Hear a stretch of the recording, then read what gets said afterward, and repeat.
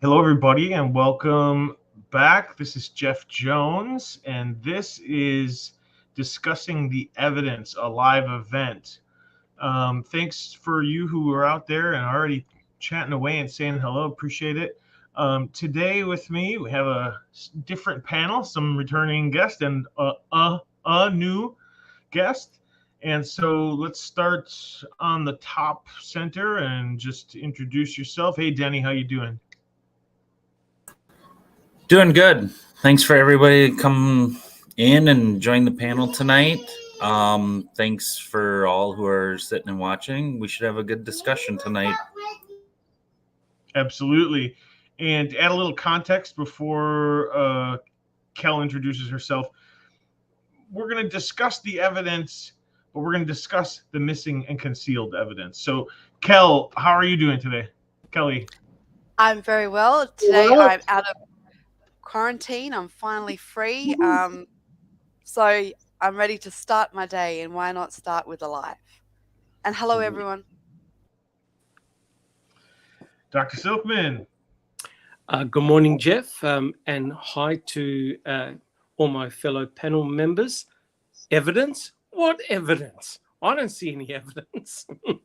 Should be a very interesting discussion, Jeff. There we go. I think you got the gist of it, Dr. Silkman. And welcome to the program for the first time, Kath. How are you doing? Yeah, I'm doing good, thanks. How is everyone? Yeah, this is going to be a good one today. Looking forward to this one. So we don't need to take too much time. Let's just get right into it.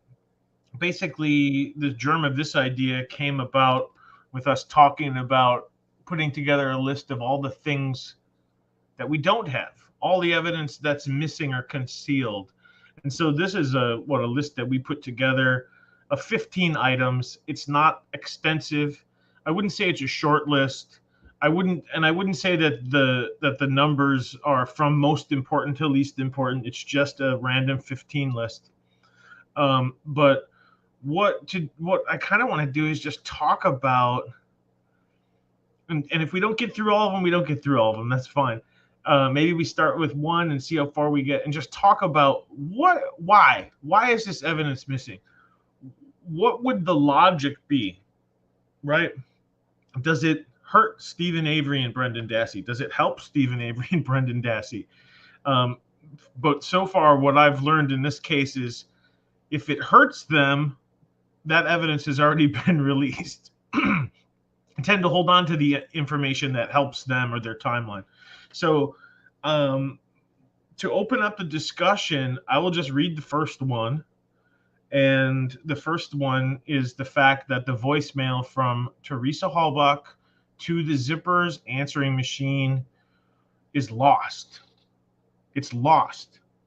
It does exist. She did leave a message. There was a report filed, but the voicemail recording no longer exists. Comments? Denny? Sorry, I was trying to find in Queso where it actually summarized what the voicemail is for discussion. I'm struggling at the moment to find it. Okay, yeah, no worries. I just thought it'd be interesting to read what they actually summarize from the... Yeah, absolutely. Grab that up. If anybody else has a comment, go right ahead. Well, I think it's not a stranger idea to think that the whole point of the missing answering machine or voice message on the Zippers would be based on the fact that cut it out, you. I think it was something to do. You can't trust anyone in this family, honestly. I think it's more to the fact that it's what was said. I think a lot of us think that because we've got the timestamp on it. So the timestamp itself is at what, like 2:12, between 2:12 or 2:15.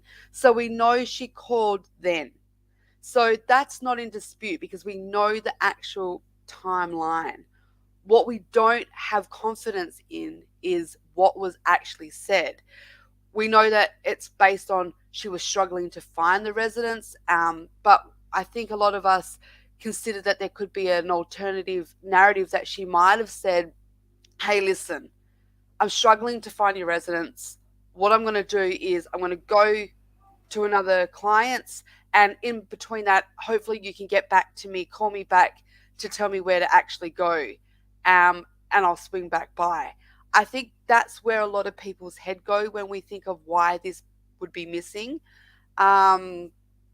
Because let's face it, if that was what is in it or something on those lines, that we know that they gave us a baseline that she was struggling to find the house. If there's any narrative beyond that, that the timeline changes, that Zippers became the last stop because she couldn't find it, and then obviously went to Avery's and then came back. And a lot of people think that that is possible because of the Whitelaw Tower, because it looks like she's traveling back or in that direction where she's come and gone, and now she's traveling back. So I think I wanted to touch base on that. I know a lot of us have our own theories of why it's missing. I just think that that's definitely a community favorite, that it's what was said in that voicemail that could be really damning to the case. Anyone else? Well, it was wasn't it Deidre? Oh, sorry. No, go for it. I think it was Deidre that went over there originally and heard it and got a timeline from it. And then I have Jacobs. it up right now if you want me to read it quick. Yeah, go for it. So this is Dietering's report, and it says, I did review the voicemail message and did locate a voicemail message from Teresa Hallbach indicating that she was calling on Monday about 2:15 p.m.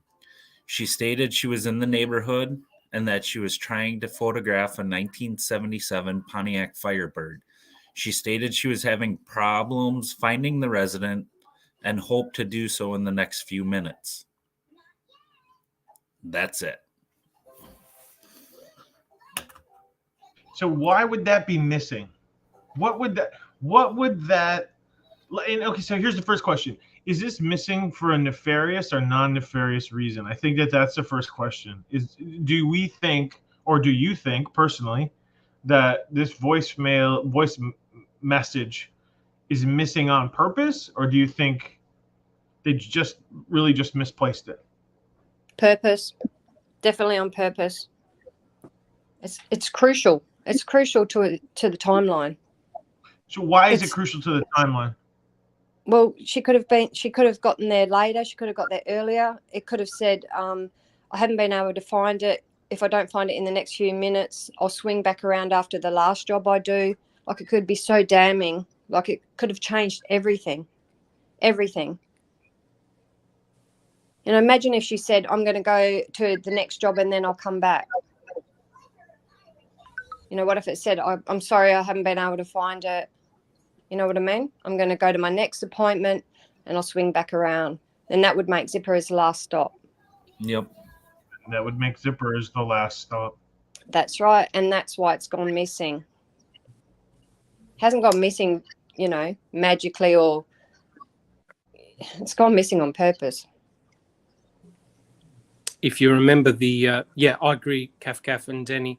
If you listen to what the thinking was from the detectives, the thinking at that time, very early on, was that Zipper's was the last stop, right? The fact that she went to Stevens and then she went off to the Zipper's. So what is very important about that voicemail, in my opinion, is there will be a timestamp, okay? So that timestamp is very important to establish chronology, right? Now we know that Teresa eventually went to the Zipper's and photographed the vehicle because we've got Joylene's testimony, right? So one has to question, what on earth are they doing missing a voicemail from a client that Teresa Hallbach had visited that day? So it is very important. The one thing I wanted to ask was Barb. Now, you know how there's been speculation that it could have been recorded and put onto Barb's machine? I wanted to ask Barb if she ever did listen to the machine, her own machine, and what the message said. Well, that's very important because Bobby Dassey denies ever hearing that voicemail, right? Yeah. So that's very Well, interesting. I have seen Barb in chat before, and she said, yes, that is my machine, but she never has said anything further on whether she heard the message and what that actual message had said. Because imagine if she hadn't heard it. Or imagine if she had heard it and it wasn't what Teresa was saying on her machine. Because, you know, there's speculation that it could have been Zipporah's recording put onto their machine. Correct. So I yeah, think, I'm interested to hear what she'd like to say about that one day. Yeah. So I think it is potentially nefarious. It's very difficult to explain why such an important piece of evidence will go missing. And the reason why it would go missing is because it stuffs up your timeline. Remember, now they're working on the hypothesis that Teresa never left the Avery salvage yard. You don't want any counter evidence to suggest, no, she was actually at the Zipporahs. That will completely destroy their timeline and also exonerate Stephen and, of course, Brendan.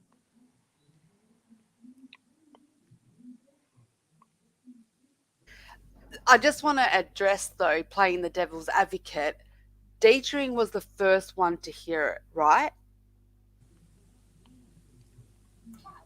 Yes. Yeah. So the reason why I bring this to everyone's attention is we would then have to consider that Dietrich would have to be in the know then and is covering their asses, because if he's heard it and he knows what's on it and now he's seeing how the narrative got played out, this is a huge burden on his shoulders. If he, well, not a huge, he might just be like, meh, but in how much would he shut up knowing that they've misrepresented what was actually on it and he's heard it? Would they have then had to have gone to him, hey, listen, you don't know much about nothing, but please just don't repeat what you have heard? Like, we have to consider that, you know, who was it that was it Jacobs that got it originally? Yeah, Jacobs went and recorded it. He went and recorded it. So if it would be different if it was just Jacobs that had control of the entire thing, but we're now having to include another party, and that now party would have to be in the know, or would have had to have been told to shut their mouths, because they now have information that was misrepresented very wrong, that, you know, the timeline was shifted. Funny enough, wasn't it also him that didn't think that Stephen Avery had done it either? So he has heard that was that. Remick. That was Remick. Remick. So I just wanted to put that out there, because I think it's fair that we have to consider that it wasn't just Jacobs then that hid this information. We now have to include yet another party. Because hang on a minute, was it Remick that heard it first? I thought it was Deirdre. No. Remick had made the comment that he didn't believe Stephen Avery had anything to do with it. Oh, that's right. Yep, that's right. After he had heard this recording? Yes. No. When Remick made that remark when he went inside Stephen Avery's trailer. Oh, he made it in a call as well. Oh, okay. Didn't he, Kel? So I'm sure it's Remick says, I don't think he's got anything to do with it. Yeah, there's definitely a call. I remember hearing it. That's early morning of the 5th, isn't it? That's the early morning of the 5th. Yeah, he's just saying, I don't think Stephen's got anything to do with this. And that's after the voicemail has been obtained? Yes. No, they didn't. I don't know. They didn't record the voicemail until the 6th. 6. Yep, that's right. Okay. The 6th. I believe Dietrich listened to it. Bear with me one moment. His report is the 3rd, so he was 9:40 that night is when his report starts. Okay. So, it seems to me that it says number 1 on the list is the first one I put on the list, because for me, if you can prove that she made it to Zippers, it excludes Stephen Avery, Brendan Dassey, everybody at the Avery Salvage Yard, Redance. I mean, everybody in that zone that has ever been under suspicion. And so that's why, for me, it's just like always the most important timeline building information goes missing or is being concealed, or they won't release it. But the flip side to that, Jeff, is this: if that voicemail was actually inculpatory for Stephen, you can't explain why they would lose it.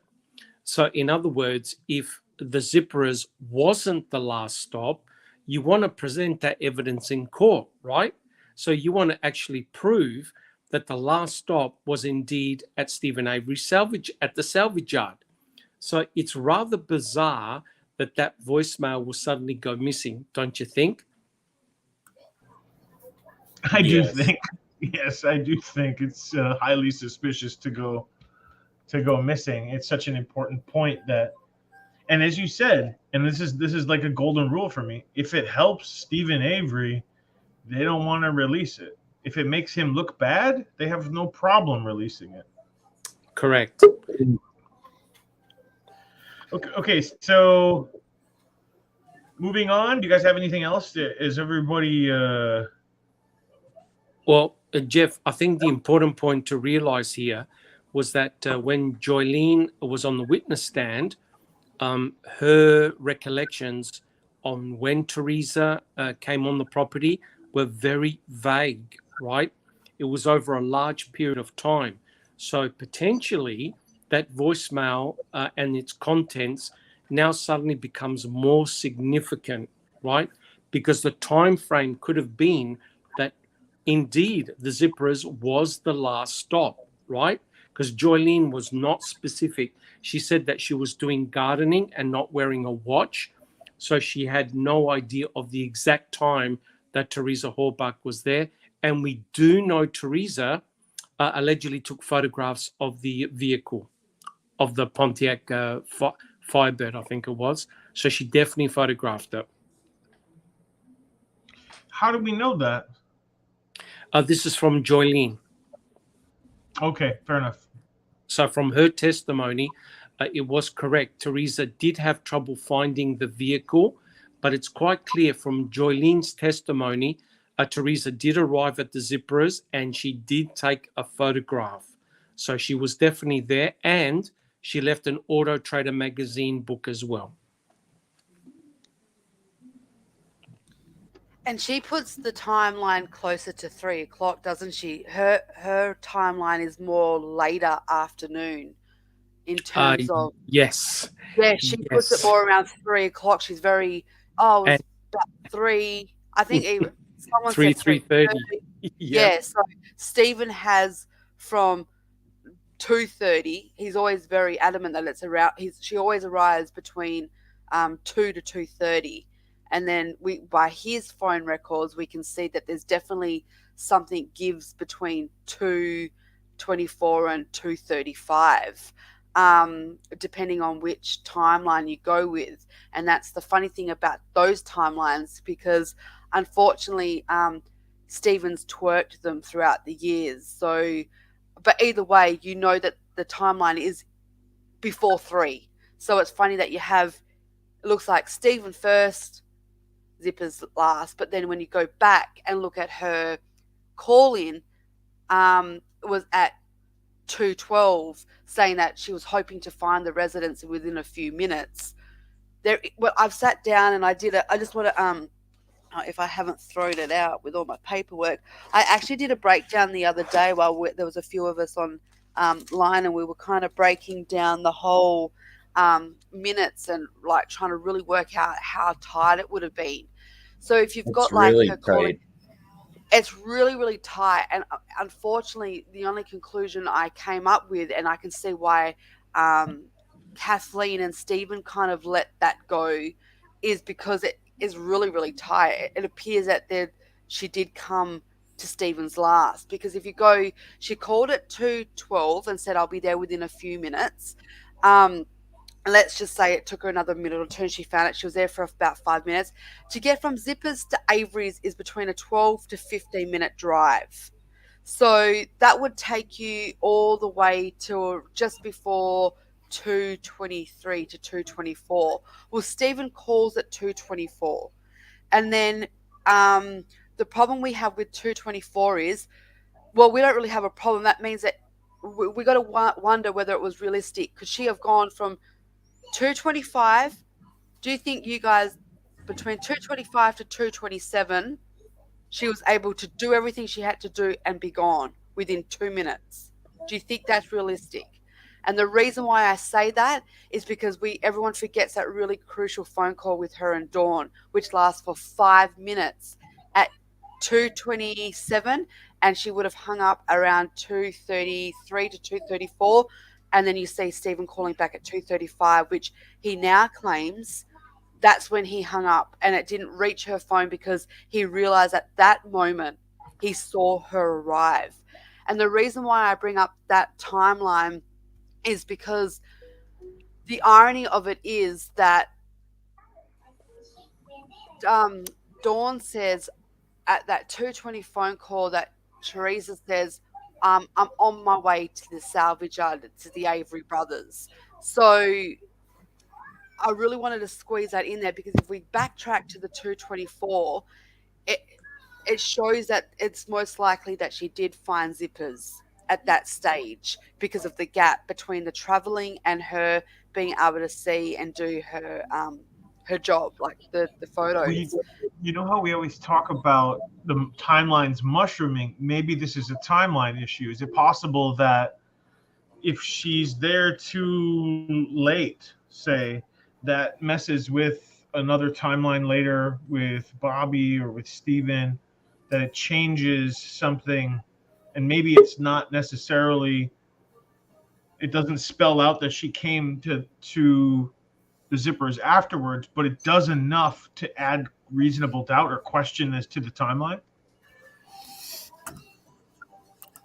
I'm just throwing that out there. And welcome, Jack. Thanks for joining.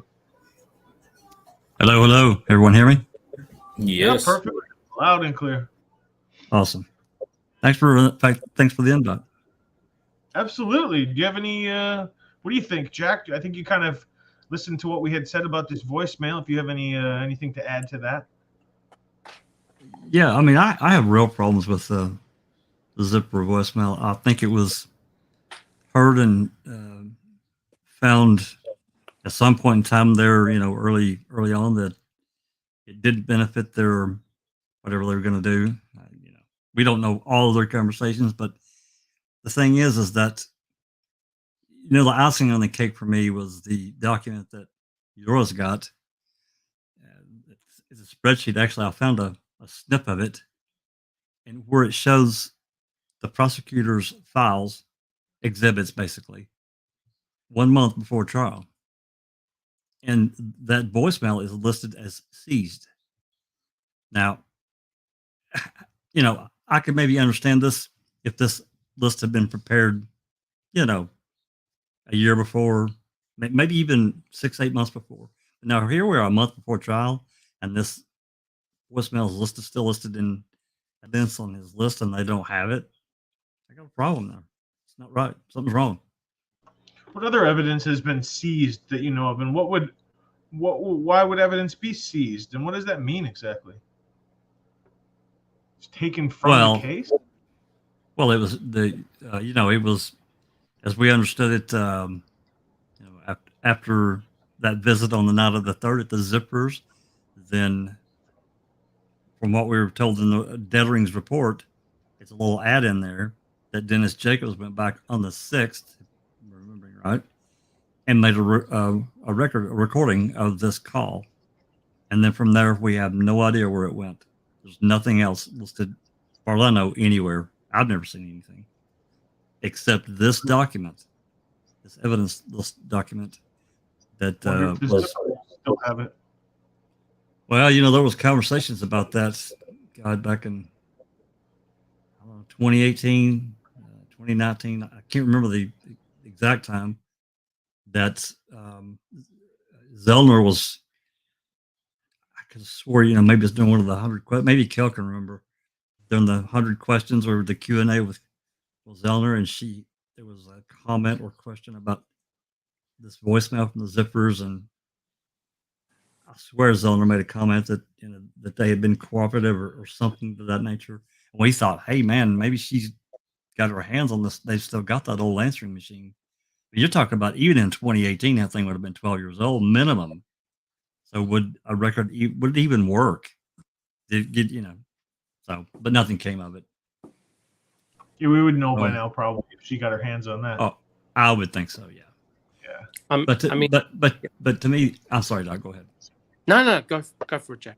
Well, just to finish that up, to me, if that message would have helped their case in any way, it would have been played at trial, and it wasn't. I think you're right. That's exactly what I was going to say, Jack. If it was going to inculpate Stephen, they would have definitely played it, because that chronology is very, very important. And I agree with what Kelly said. The timelines are all very, very tight.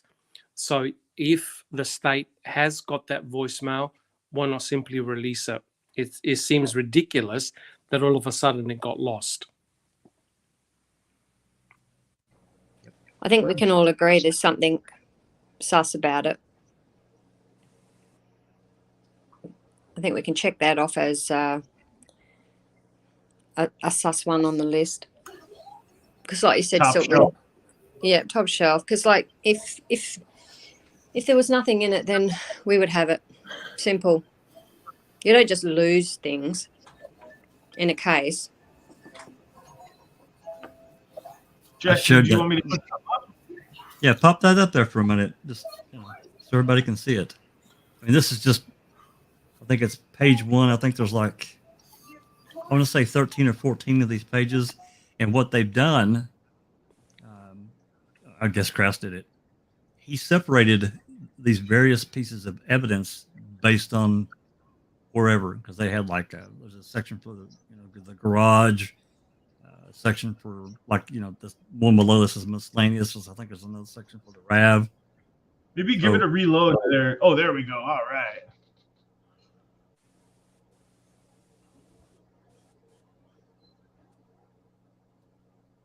So what are we looking at there, Jack?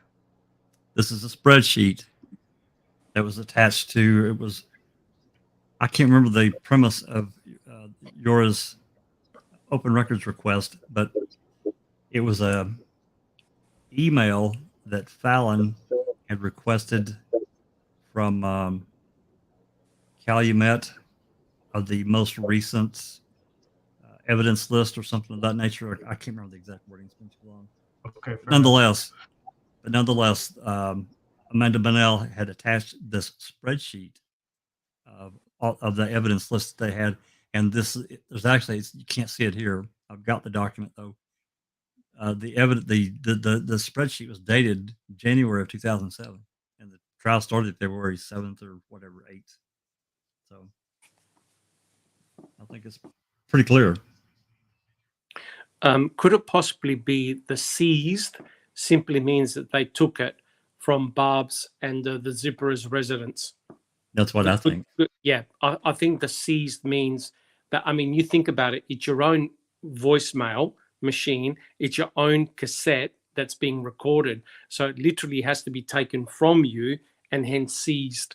I think that's probably the reason why they put the word seized. Sorry, but if he made a copy of it though, that's the only thing that sounds funny about that, because if Jacobs made a copy, like he played the audio recording and put his recorder near the voice message machine and recorded, and it's called bouncing, right, in recording. So he bounced it off, played one machine, recorded to another. So what needs to be seized? The recording of that Jacobs has? It wouldn't need to be seized. It would already be a piece of evidence. You see my point? It should probably seized was the wrong word. It should have probably been copied, the word copied. I think so. But another interesting thing about this, and I'll show you about the recordings, The one that they made of Barb's, Remaker did, as I recall. Somebody correct me if I'm wrong, but I'm almost positive it was Remaker that did it on his phone or whatever. He was there that night. Why the hell didn't he make a recording of this one? I always found that strange too. And the recording they made at Barb's had to be, when was it? The 5th, 6th? It was somewhere around the same time frame. So if he had the capability of doing it to Barb's machine, why the heck didn't he just do it to the Zippers as well when they were there that night? Yeah, There's no standard procedure anymore, is there? Nah. And also Barb's, we've heard the voicemail on Barb's machine that was played in MAM, so we know that definitely exists. Yet the recording on the Zipper's answering machine is Gonski, which is ridiculous. Never been heard. Nope. But seeing it written there on paper, it's making it all seem a little bit different to me now. Items seized is like, to me, saying that they've actually taken the cassette. That's the feeling that it comes across to me as well. Yeah, and so now it rings back to me that I'd love to know if Barb listened to her own message before it got seized. Well, maybe somebody that has contact with. I don't have any contact with. It's because it's very important for what happened on the day. So for them to just go and take a recording with their own mobiles, it just seems unprofessional for one.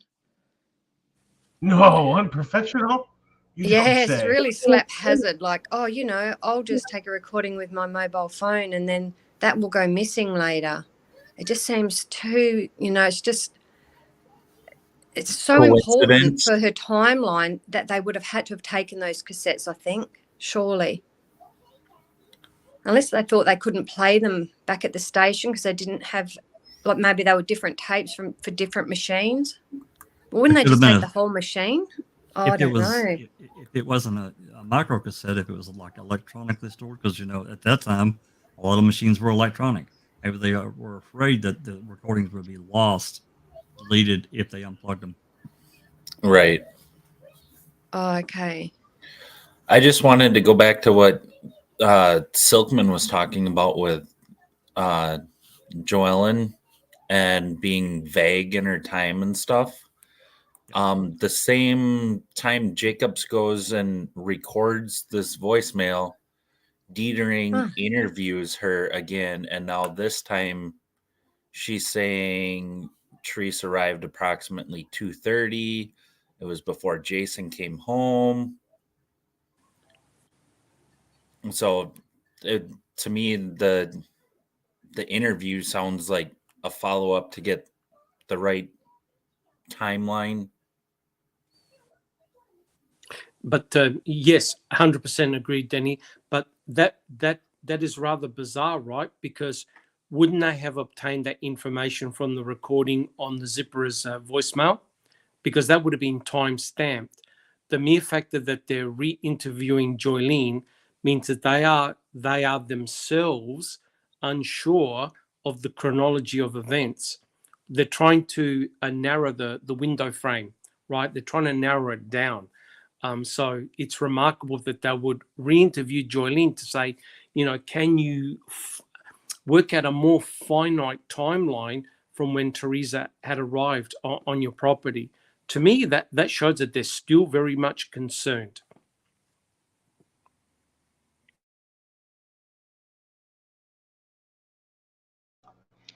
All right. Any last piece? Do you guys have any last rights? I'm sure it's not the last time that we'll talk about this voicemail, but for this video, anything else? Or otherwise, we'll move on. So the second one that we have on our list, again, these are not necessarily in list of importance or just the way they kind of rolled out. The dispatch calls from the 4th. They've been blocked for release. All of them, right? Is that the whole day? From Manitowoc, we have dispatch calls from Calumet. And we only have a very few from Manitowoc. Yeah, we've got in that last batch of recordings that we got. Yeah, no radio. 1 or 2. Yeah, no radio transmissions. There are some phone calls. but not many. And there's so other days it doesn't seem to be as hard to get a hold of recordings or radio transmissions, like you said. But on the 4th, seems to be a lot going on that is too sensitive for the public. Who wants to speculate? I'll go first. I think it's fair that everyone thinks that the 4th, we have so much that could be in this. We have the RAV. I think it goes back for me is the RAV. The RAV is found on the 5th, the morning of the 5th. I think a lot of people have speculated in the community over the years that the 4th potentially could be holding the answers to that. Maybe someone called in with another tip where they really did find the RAV. And then that kind of flows into the flyover that night or that afternoon of the 4th. I had a wacky idea the other day. I thought to myself, imagine if Tom Skowinski was actually in the 4th. Imagine if, because he's just so off with his dates, that he called in on the morning of the day of the 4th to say, hey, on like the 1st or the 2nd, I saw something really weird on my paper trail, like paper trail when I was doing my job. Of course, that's completely speculation, but just there's something obviously there that they don't want to hear because we want everyone to hear, because let's face it, there is no way that there would have been very, very limited communication on the 4th. We're in the heart of the first 48 hours. This is when it should be hot for tips, hot for communication. They've now got the case rolling. They're in the heart of the investigation. There should be, the communication should be absolutely skyrocketing, because they're really realizing at this stage that we've got a missing girl on our hands. By this stage of the 4th, they absolutely know that, they've started to work out that no friends or family have seen her since the 31st. Her bank account has not been touched. Her phone records have just dropped off everything's just dropped off. At this stage on the 4th, there is absolutely no way they didn't know something was really wrong. So I think, in my opinion, based on speculation, I think it could have a lot to do with the RAV itself on the 4th. Maybe tips, maybe communication, maybe there's a few naughty little conversations where they're pointing fingers where fingers shouldn't be pointed. I don't know, but there's definitely something there. They don't remove things for us not to see, or for the Dean and Jerry to hear if there was something that's not nefarious there. But of course, we have been not tricked before, but we have been wrong before, where we've put on so much, we've weighed on so much of the possibility that there was more in Jodi's phone calls and Stephen's, the ones that have just been released, and we were really sure that there was something amazing going to be in them, and it turns out there was nothing. In fairness, there is other calls to them too that haven't been released that could hold that answer, but let's face it, nothing on the 4th when it's in the heat of the investigation. What a load of shit. I also just wanted to touch on that, is we've heard a lot of phone calls and tips coming in later dates to MTSO, and they get transferred over to Calumet because they're the ones that are controlling the investigation. So I'm wondering if the 4th, if there's a bunch of tips that are in there, and it would have been stuff that would not have been transferred over to Calumet. You follow what I'm saying? Possible. Because it's not until after the RAV is found that Calumet takes control of the investigation. Right. So I'm just, again, like Kel was saying, I'm speculating, but who knows how many calls came in as far as tips on the RAV or possible sightings. And you actually hear the whole bit of information instead of, oh, we're not handling that case, let me transfer you to Calumet. Not MTSO specific call or anything, but we do have 22 or 21, whatever it is, blocked calls on Ryan Hilligus' phone on the 4th, the afternoon. Are you adding Whatever. stuff to the list?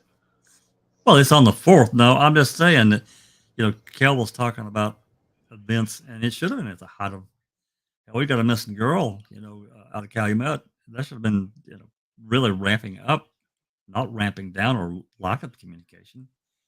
The radio should have been going crazy with whatever, even if it was not necessarily a contact or, a sighting, but at least communication of they're going here, they're going there. There should have been some kind of directed radio transmission from, the patrol sergeant, whatever. And we literally don't have anything, not from the radio. I'm looking at the key call list. That, So I'm was guessing now put together. There's like I'm 2 gue- calls or 3. I'm guessing a lot of people have tried to get information, dispatch calls, anything from that day. What are the excuses that they're getting back in email in regards of not being able to obtain anything from that day? Okay, so as many know, this last round of calls that we got from Rookie, the whole thing is that back in 2018, Rookie began to try to get these 35 CDs from Manitowoc, and this is in communication with Larry Ledbana. And I hope I'm telling this. I think I remember this correctly. Anyway, it ended up Ledbana says, "Well, I found 13." And that was the original calls that we got. Everybody remembers those. So then, this past end of 2021, Larry Ledbana retired, and Todd Cummings, he's been there for a long time too. He takes over as the records custodian. So Rookie, I guess, sends another email. I don't know how. I don't know. I didn't see his request, but basically he's looking for the remainder of these 35 CDs. And so, he gets back and forth, and then Cummings comes along and says, "Hey, I found these 35 CDs. What do you need?" Of course, we didn't need them all, but, so that's how that went. So, and then he got 20, I'm not going to say the number, but it was somewhere around 20, because part of them we didn't need, as I said.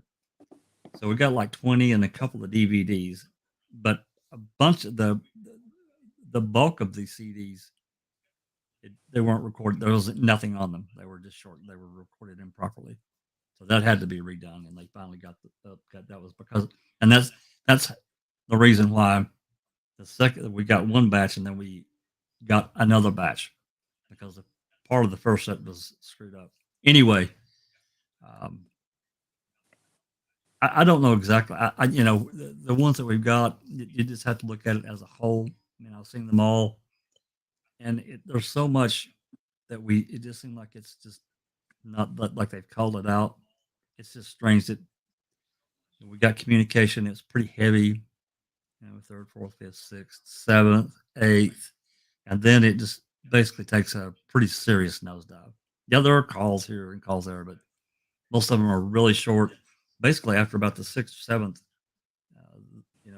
they would list like an hour worth of calls on a certain date, on a certain line. And you'd out of that hour, you might, a few of them, we had like 30 or 40 minutes, but most of them were nothing like, most of them were pretty short. So I don't know. I without seeing and understanding the process, to me, it feels like that a lot was cut or just not given over. Obviously, I can't prove that, and I don't want to hang out a bunch of innuendo on, one agency or another. That's just how it comes across.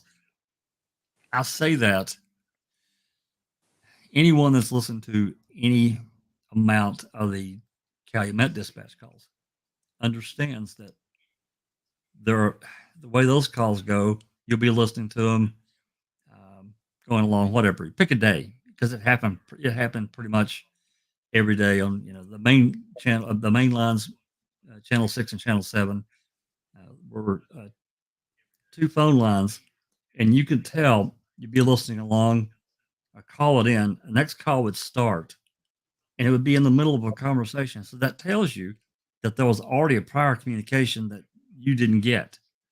It was just like land right in the middle of a conversation. Like, what the hell, man? Did I miss something?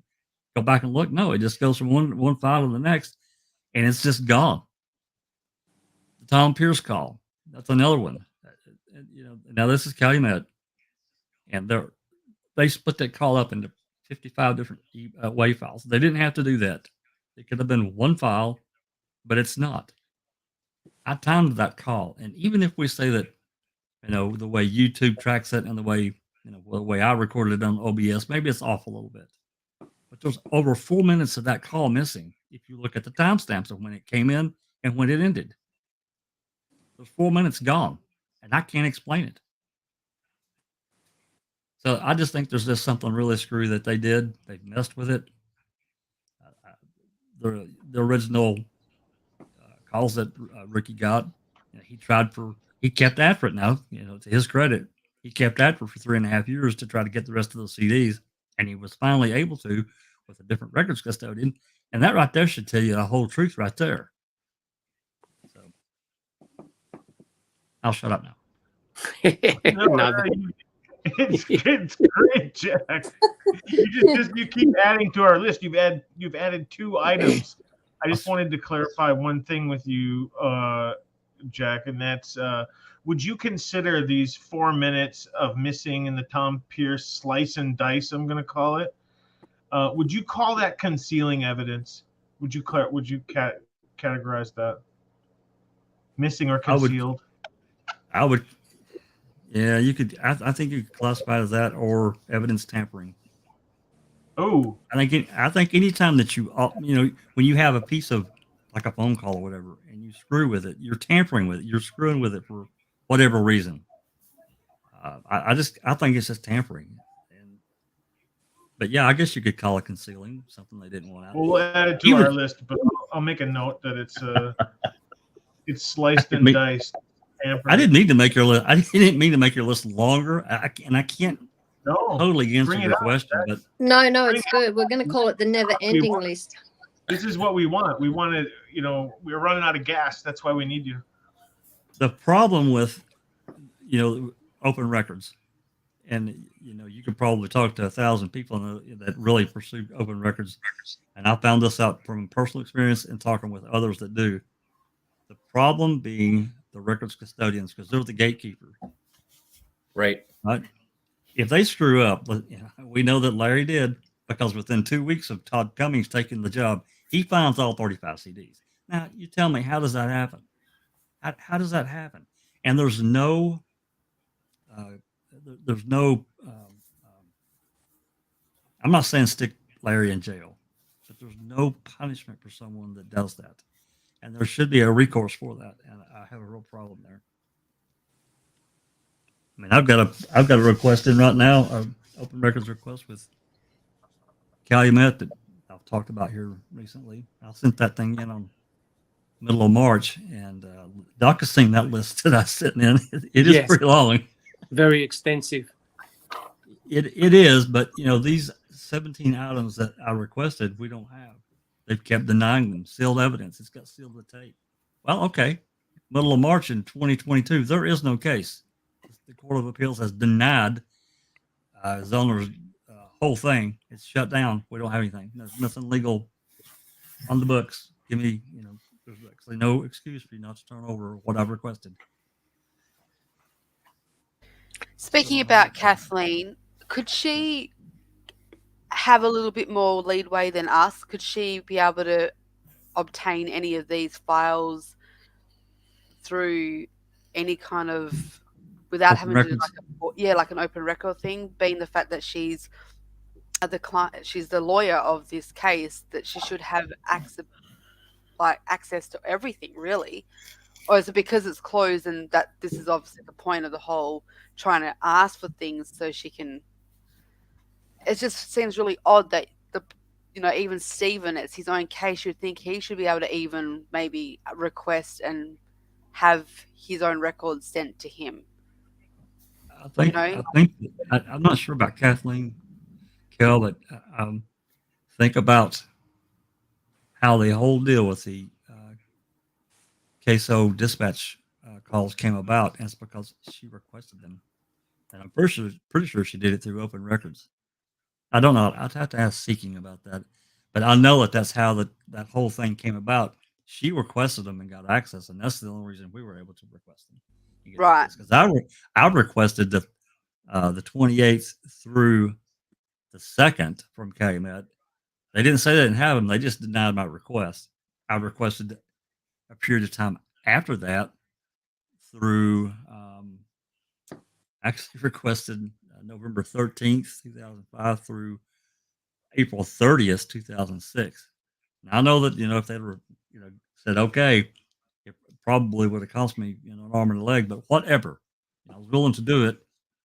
And they denied that request. Didn't say they didn't have them. They just denied it. So I don't know if if she has a recourse to get information without first either filing a motion in court or an open records request. I don't know. That's a good question. Maybe that's a Travis question. Fair enough. So in summary, the dispatches on the 4th, they're blocked for release. Nefarious or non-nefarious? I have to say, potentially nefarious. Well, if you think about it, right, I think the 4th is the crucial day. And the reason why I say that is because on the 3rd, we have the calling in of the plates by Colburn, right? Now, we can discuss that for several hours, whether that's nefarious or not nefarious. But if you have a look on the 4th, there's a couple of significant things that occur on the 4th, right, which may explain, and I'm speculating, of course, why you've got this so-called radio silence, right? And on the 4th, you've got the flyover, right? So they obviously fly over the Avery salvage site, and there were several people within the aeroplane. No one mentioned seeing a RAV4, despite, and Jack and I have been, we've been discussing this for hours, despite the fact that there's a big fat Toyota RAV4 sign on the back of the RAV, right? So it's you're not going to miss a vehicle like that. But the other important thing, of course, is that I believe on the 4th, Ryan Hilliges has 22 very, very short, potentially dropped phone calls, 22 of them, right, at night time. And the other major event that occurred on the 4th, on the night of the 4th, is Chucky calls in, he calls his brother that he sees headlights behind him.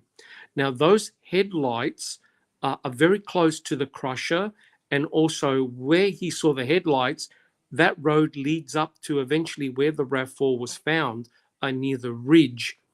The drop calls by Ryan Hilliges were very, very close to the time when Chuck phoned his brother, Steve, and it's interesting that both Stephen and Bobby go and investigate the lights, and they found nothing.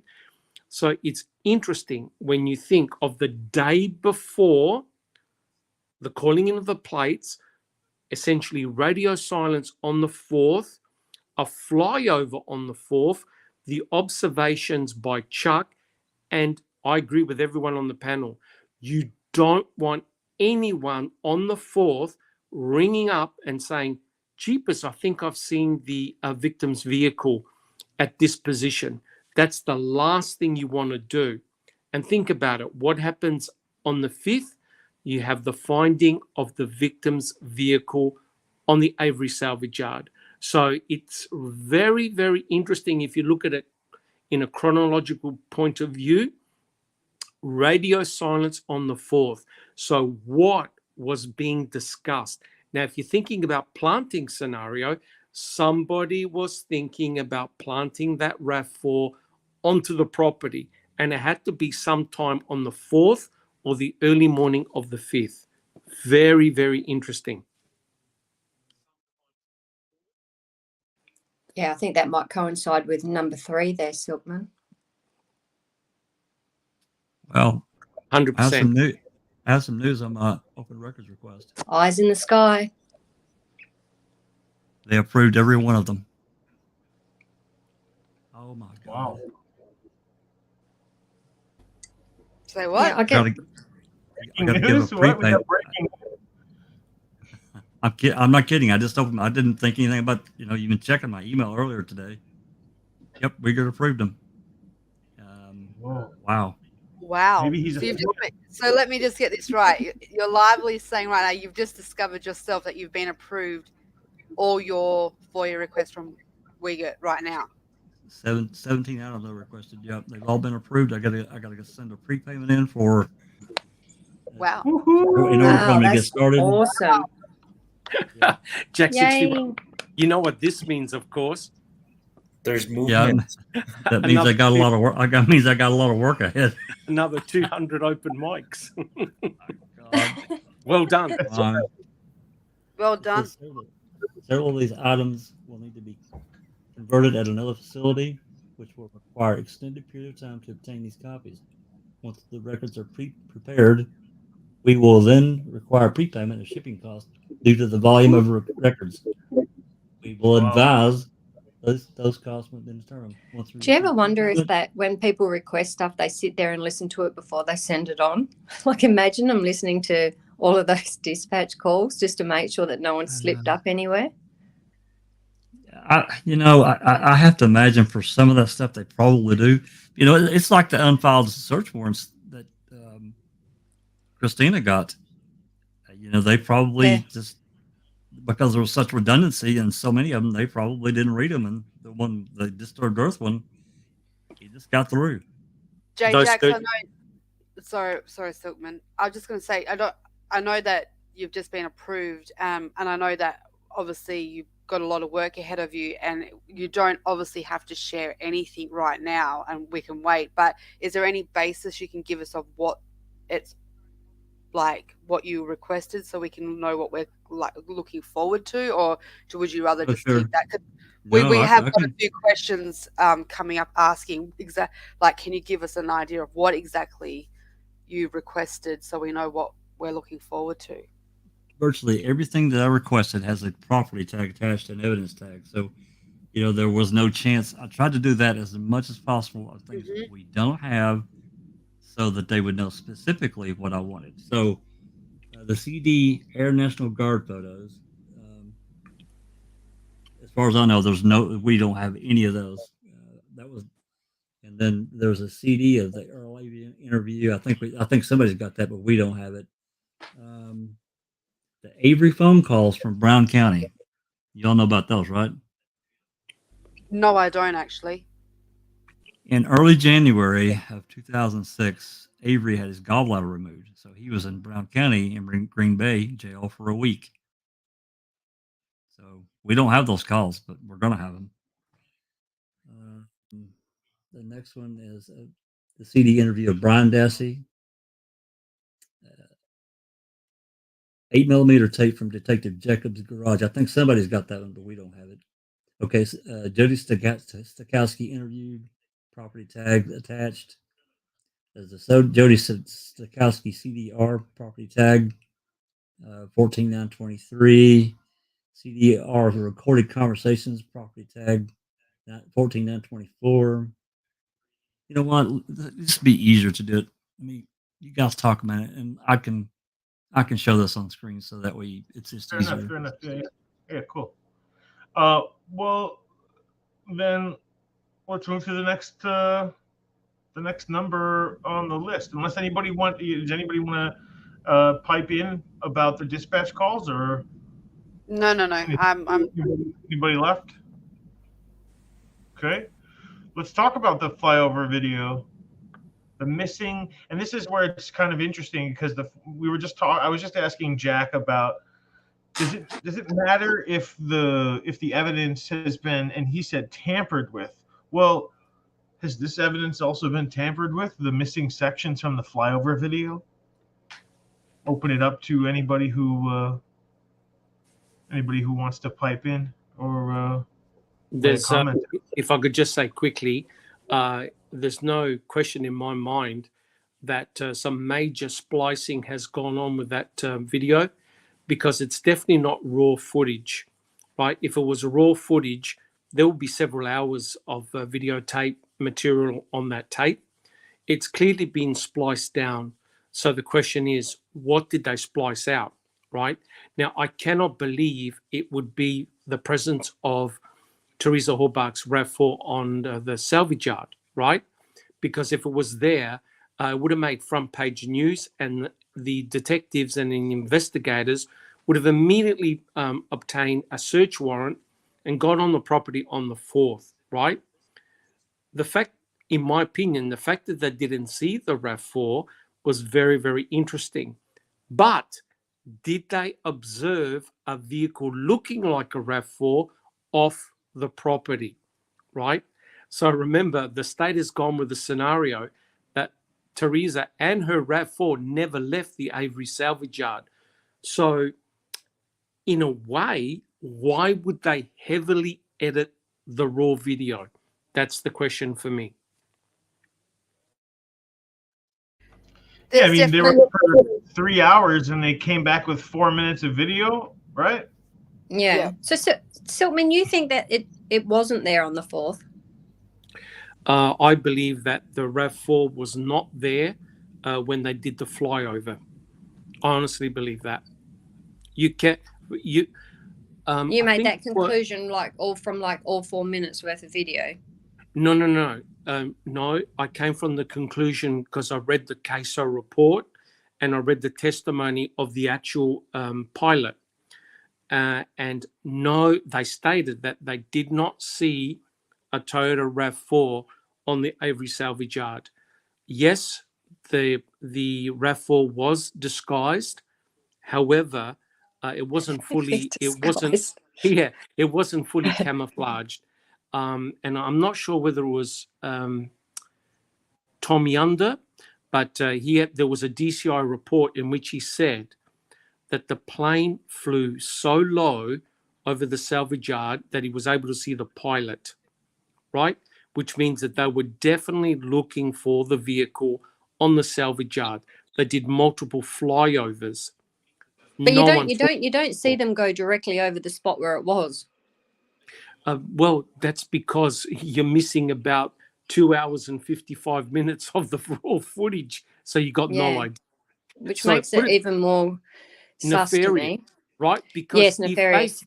If they flew over that ridge line and you got a clear view of the vehicles and it wasn't there, then that's damning, right? That means that vehicle is either on the salvage yard but hidden or off the salvage yard and brought on, right? So hence, if they definitely saw it, they would have shown it. If they flew over that region and didn't spot it, you don't want to show that because it weakens your case. That's just an opinion, of course. It could be why we have no calls or anything from the 4th. Correct. And it all adds up beautifully with the flyover video. And as Jack 61 said, hey, no one goes in an aeroplane looking for a missing person and shoots 4 minutes of video or whatever it was. You take raw footage, you bring it back, you analyze it, and then you draw a conclusion. You never just go, oh, I think I'll turn off the video camera right now. I'll turn it on in another 10 minutes. No, you'll be thrown out of the aeroplane if you try to stunt like that. So the question is, where is the raw footage from that videotape? What about the quality? Like, that's just a joke. It's incredibly shaky cam, which means that it's pretty close to useless. Unless, of course, either that was deliberate or the person who took the video had no... Now, I understand back then they may not have had steady cam, right? Or to prevent a lot of excessive shakiness. But my God, that footage is quite shocking. A 5-year-old could have done better than that. The only time it's clear is when they're in a helicopter, but that's the day after. Yeah. Welcome to the studio, Big Jeff. Hey, Big Jeff. Hey, thanks for having me. Hey, Big Jeff. How's What everybody about- doing today? Hey, it's Friday night in America, so why don't we have some wine? Have Lucky some you. wine.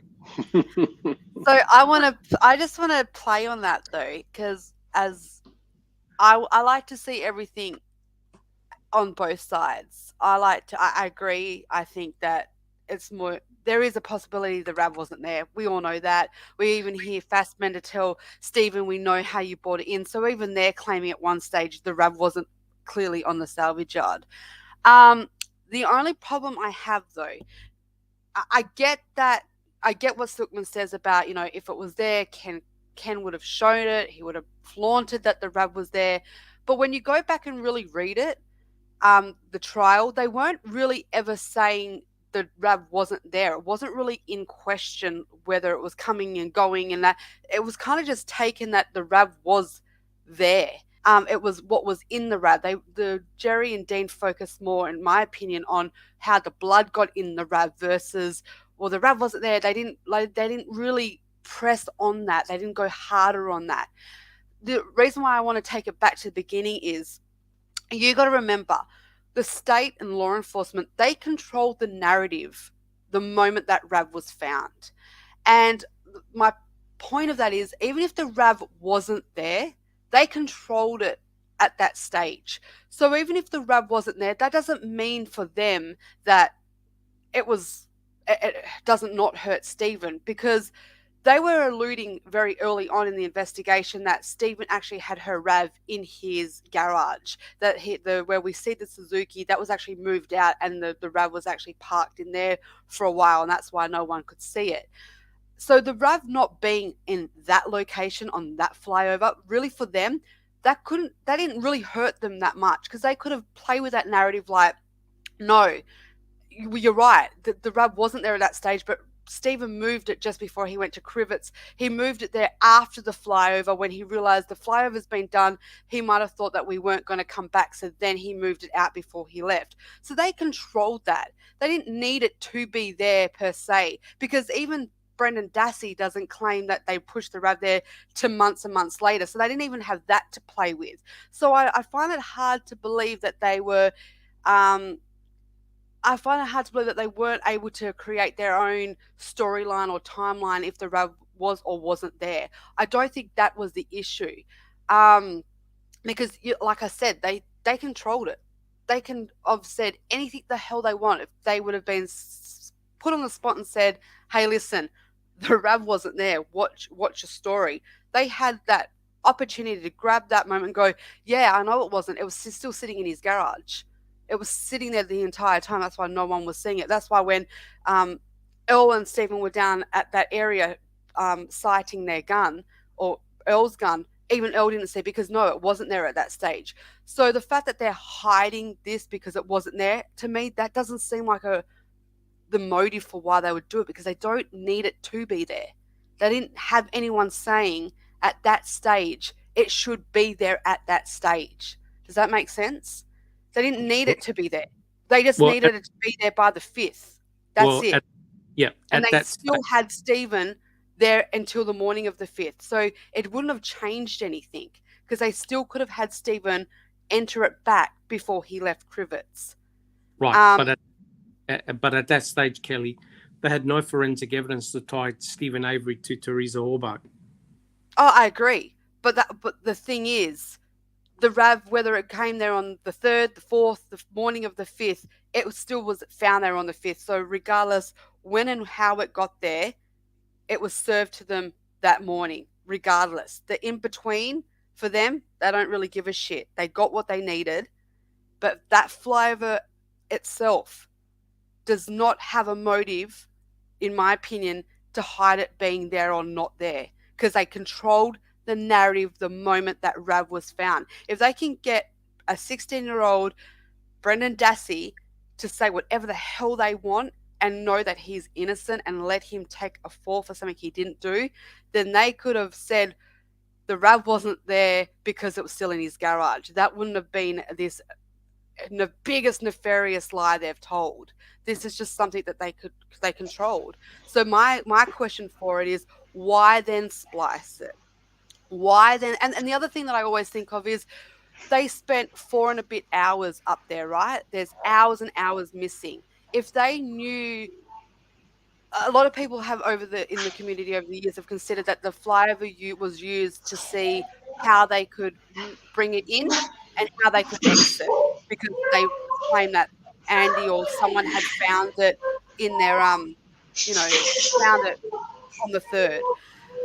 The problem with that, I think, goes with you've got there's just, I don't know, I struggle with that, because if they knew that was an option, why would they waste so much time, or 4 and a bit hours, wasting their time in an area if they know what their objective is, what their plan was? Their objective is to find a thing, come in and out. You're not going to waste 4 and a bit hours when you've already got a plan.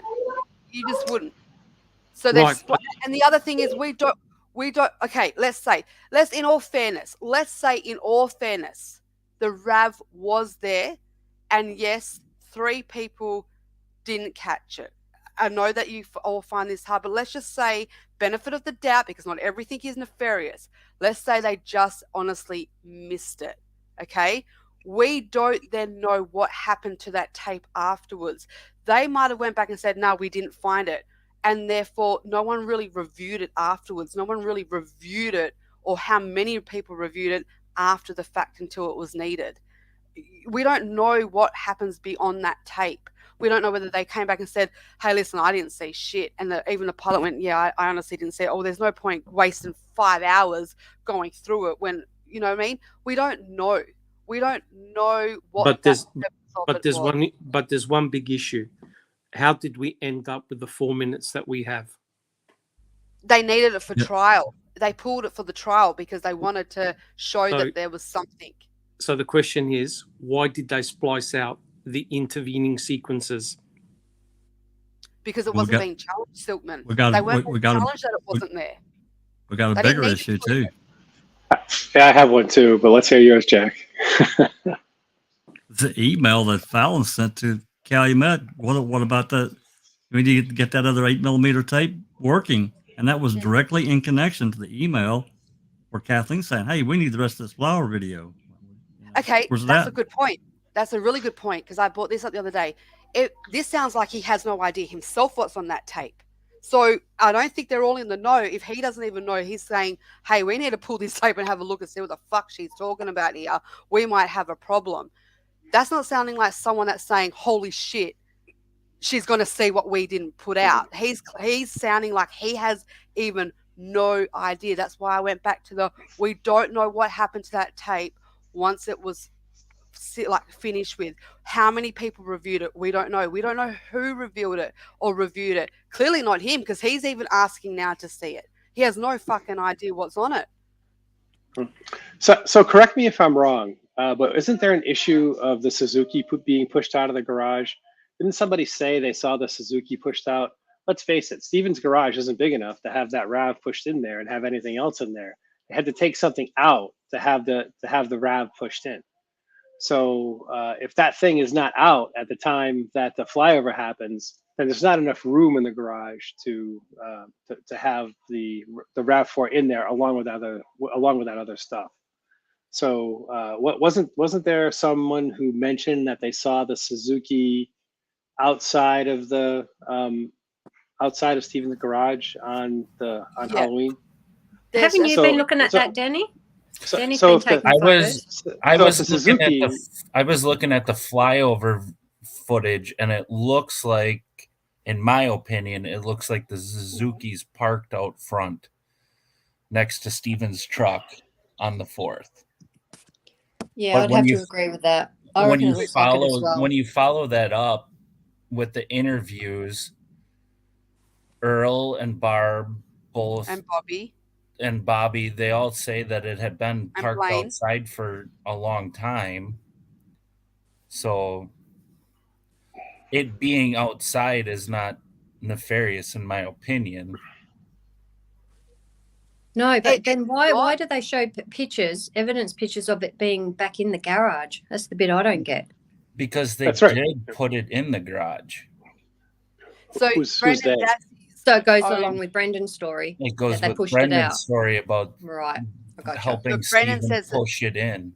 Yeah. But Brendan says it happened on the 31st. So that's my problem with it. If it's sitting out on the flyer on the 4th, How could Brendan have pushed it in on the 31st? Then who pushed it back out again? And then the problem with that is then who pushed it back in before he went to Crivets, because we now have the photos of evidence where it's sitting in the garage and there's stuff all over it. It's like a toolkit or something. So when they find, and then beside that is the ski, like this, I don't know what you guys call, like Skidoo, yeah. So we've got it in. So Brendan says in, out, 31st, because he pushed it out to help clean the floor, and then they pushed it back in. Then we have a potential flyover where it looks like it could be out the front, which again, in fairness, it helps Brendan more than it helps Stephen, because it goes back to what I was saying. If that was outside the garage on the 4th flyover, then they could have turned around and said that's sitting out because the RAV was in it. That shows that there was a space now. You've now just created a space that something could have been in that place. You need a space for it not to be there, and that was my point. Yeah, but if Denny's saying that the Suzuki is out of the garage on the 4th of the flyover, then what I'm trying to say is they could have went with the narrative that, the RAV wasn't there. So what? Look, there's space now that was in the garage. That's where it was, because the Suzuki wasn't there at that stage. Yeah, but who's pushing it in and out all the time? It's ridiculous. In and out, in and out. It didn't have a clutch. It didn't have a clutch, so you actually couldn't drive it in and out. So you would be rolling it in and out. I'm just saying. Why though? Goofy, but like, let's say this: you don't want it out, but you want to work in the garage where it's warmer or where you have some cover. So you roll it out, and you work on the garage, or you clean up, and then you roll it back in. So I could see why. It doesn't have to look like, what's he doing just moving stuff around? Like, it could have made sense. I don't think it's that nefarious, but that's my take. I can't get my head around it, really, to be honest. 1 minute it's out, then it's in, then it's out, and then basically you can see that it's out on the flyover. So, and then the evidence photos, it's back in again. It might be what Kel said. It might be just trying to prove somehow a narrative. That's right. But the issue is we're speculating. We're speculating on speculation. We can only comment on what we see in situ at that particular moment in time. We're discussing what happened on the 4th, the flyover. And from all the things that I've read, no one saw a Toyota RAV4 on the property. And I've got the report right in front of me. The case report. Hang on a sec. Where was the Skidoo on the 4th? Inside the garage. Over to the left, yeah. Yep. Right. Okay. Yeah, I've got the report. They flew everywhere. So if that's out, if that is the Suzuki out on the 4th, then by the time they got around to taking evidence pictures, it's back in with stuff on it. Correct. When they took the crime scene photo, the Suzuki and the snowmobile are right next to each other. Yeah. Yeah. Oh, God. That's a difficult one. Someone needs to ask Stephen. Why are they pushing that in and out? What's happening? It's ridiculous. I mean, the point is that they should not be allowed to bury stuff. That's information that the defense requested that they should be allowed to have. And if it existed and they didn't hand it over, then that's a violation. Sorry, it's a Brady violation. You can't, you just can't bury stuff that the defense asked for. You simply can't do it. And it's very, it's potentially exculpatory that the RAV4 is not there on the 4th. Yeah, they could have concocted any story they wanted. They could have said aliens flew it in, right? But it's potentially exculpatory that it's not there in the 4th, and therefore, in my mind, it's a violation that they didn't turn it over. It's that simple. I mean, you always have to ask yourself, what if it were me sitting in Stephen's chair, right? Is there what story could they concoct that they didn't turn it over? It's okay. Oh, it's okay. It's no problem. Even if it showed that the RAV wasn't there, it wouldn't matter to you. What would you say if you were sitting in that chair? That's what you have to ask yourself to ask it whether it matters or not. To me, it freaking matters a lot. It's like a case I saw posted earlier. Of course, it has nothing to do with this case, but briefly, this happened in Detroit. This fella got accused of raping two women. 3 months after he was charged, they got the DNA back. The prosecutors did. It wasn't the guy that they arrested. They didn't turn that over to the defense. Took them 17 years to get that guy out.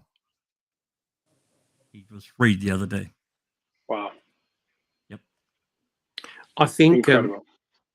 I think the fact that RAV4 was not seen, it also complements the story or the recollections of Earl Avery as well, because I think he was down there with Fabian, and they state, and I know that Earl does in a report, now they were down at the pit area, and he said, look, if that RAV4 was there, I would have seen it.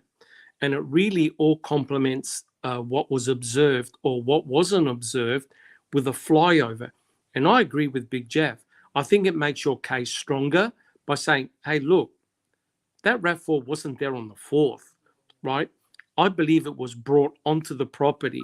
And when you factor in the location of the dog tracks, that even gives stronger evidence, in my opinion, that RAV4 was brought onto the Avery salvage yard. And don't forget, Tom Fassbender told Stephen Avery during his November the 9th arrest exactly where the RAV4 had come from the deer camp area, and it was driven onto the property because it actually matched the dog tracks. If we now believe in Brendan Dassey's recollections, then that's at complete odds with everything.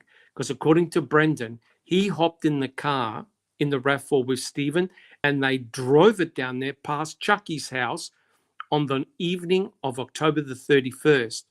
So hence, if Brendan is correct and he had committed this murder with his uncle, that RAV4 was sitting there from the 31st to the 5th.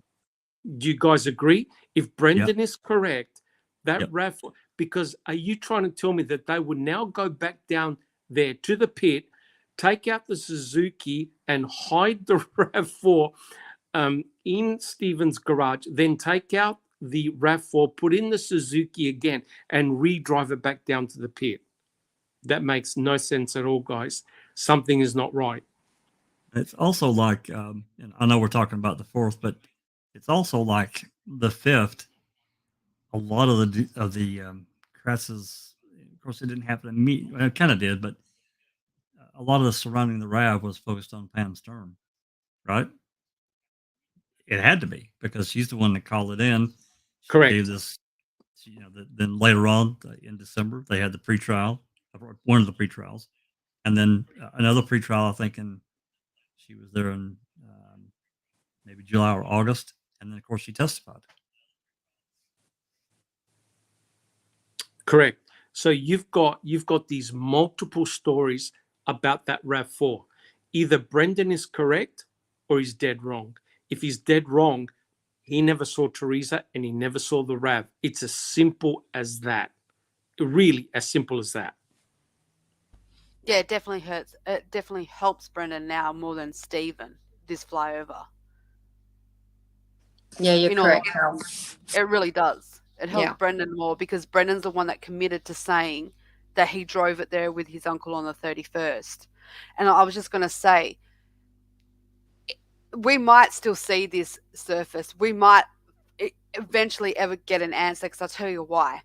If Kathleen's about to drop a new petition, and in that petition she hammers hard back on Tom Skowinski and the pushing of the RAV on the 5th, I'm telling you now, if she went on and on and on and on and on about this RAV being there on the 5th and he saw it get pushed in by a shirtless Bobby Dassey, blah, blah, blah, and they have gone back and reviewed that tape now and it is sitting there, the state will finally show it, because it'll be like one word, watch this, in their reply motion as evidence in reply, and they'll provide that the RAV was there the entire time. If that was to ever happen, goodbye Tom Skowinski, and holy shit. It's, you know what I mean? Like if I was the state right now, I would absolutely 100% go back and look at this tape, and I would look very, very closely at that area. And if you can see it, I would beg for Kathleen to drop this motion, because I couldn't wait to reply back with that part going, and here you go. How could this witness now see it when we have now provided proof, when we've gone back and looked at this tape, that it was there the entire time? And I always think to myself, if we all believe that law enforcement did in fact plant or frame Steven Avery, in my opinion, there is no way they didn't leave themselves their own little loopholes and Easter eggs along the way, because they could never predict whether or not Steven Avery would get picked back up by the Innocence Project like it happened in 1985 case. They couldn't predict that something wouldn't eventually happen in the future. If you're going to frame someone, you'd be very, very careful to make sure that you're covering your own tracks as you're going along. And I say that, like for Sherry Culhane, for example, basically all the evidence with that, she's destroyed. She's either used it all or she's contaminated it so it can't be ever used again. So that to me is like, when I look at it, I see that as like that loophole, that closing themselves and checking themselves in to make sure it doesn't come back to bite them in the ass later. And I think that could be the flyover. The flyover could become their saving grace. And if they do that, Kel, they'd have to do that at an evidentiary hearing, because I don't believe they can review something that's not in evidence and say, oh, look, we have this. So if that's an excuse for an evidentiary hearing, I don't think they can either. And they could definitely say something on those. They could maybe say after reviewing the tape, they could say take it to an evidentiary hearing because we now have the tape, we've reviewed it. They might not add it, but they might add it into them, like their reply that they have. I don't know. I just think that if it does go to an evidentiary hearing and they've got it, we'll see it. They'll finally show it. But Kelly, that's not what they submitted in court. That's not an official piece of forensic evidence. They submitted a heavily spliced and edited video. You can't now start adding after the fact. And if you have a look at go back into an evidentiary hearing, because you're allowed to supply new evidence. You're working your way to asking for a new retrial, or that they have a right once you go open that door, they have a right to provide their defense, their comeback. Right. Well, then why doesn't Kathleen Zellner subpoena what they got? Because they don't have to legally right now, because she's losing at every angle. They don't have to cooperate with her. They don't have to do it. So are you trying to say that these guys did a flyover for about 4 hours and failed to review the tape? We don't know, Silkman. We have no idea what they did. They've done a lot of things in this case that we don't know what they've done. I just think it's not fair that we can say that the RAV was there or it was not there. We're basing it off, like you said, a 3-minute video that's spliced, and we don't know the motive of why they would or would not show it. That's my problem. We don't know the motive of why they would or would not show it. In my opinion, because this is opinion-based, I don't see why it not being there would have been a motive to not show that, because they had control of the narrative. They were leaning towards. They'd already set that. Groundwork that the RAV was in the fucking garage. So even if it wasn't, that's what I mean. I don't see why they would not have cut it to show that it wasn't there, because they didn't need to show what was there at that stage. They just needed it to be there by the time Pam got there. They could fill in the rest. They could fill in the blanks. I just don't know why they would do it. I just can't see a motive of it not being there being the motive to hide it. That's just my opinion. Right. I personally, I don't even know if it's there. I've not come to a conclusion. Some days I think, oh, of course it wasn't there. Of course it wasn't. And then some days I look at the thing where people have done like that. You can see that slight little thing there when people, I don't know if it's a trick of the eyes, if it's an illusion. And I think, fuck, maybe it is there. I personally don't have a conclusion. All I always bring to the table is the fact that we're basing this off our opinions. And we've learned along this case that not everything is nefarious. You have to be mindful, and you can't push your thought as a fact. And just because you don't think it's there is not a fact that it's not there and that they spliced it to cover it, because we don't know why they spliced it. That's Right. all I'm saying. I agree, but officially, according to the CASO report written by Sheriff Jerry Pagel, he stated that all the searching they did, and I quote, met with negative results. They never saw it. That's according to an official CASO report. Because he went up in the flyover with Wendy Baldwin, right? So you're saying he's that's correct. responsible. Yeah. Yeah, but And what if they did see it and they wanted, time to get to it, to wipe any prints off and put some blood in it and create this whole new scene? Yep, that's another rabbit hole to jump into. But Yeah, exactly. So let's not go there. But like just No. saying, he may have seen it and told them, and they've gone, right, let's get to it. And Because if they did find it on the 5th and it didn't have Stephen's blood in it, or it didn't have all this other narrative that they want us all to believe, you know what I mean? Like they needed time. Yep, and the pilot, Drum, said if they found it, they never said a word to him. So they were very, very quiet in that plane. And please don't think for a minute that Pagel and the other people that were in that plane didn't have binoculars either. Right? They were closely looking for that RAV4. Remember, this was a missing persons case, right? Time is of the essence here. If they saw that RAV, my God, they would have been in like Flynn, right? They're not going to wait another day for the farce of Pam Sturm, Pam of God, to find the RAV one day after. If they saw it or anything that looked like her RAV4, it would have been a cause to get a search warrant and get in there ASAP. Yeah. So does anybody remember whether Link and Remacher, when they came, whether they looked in the garage?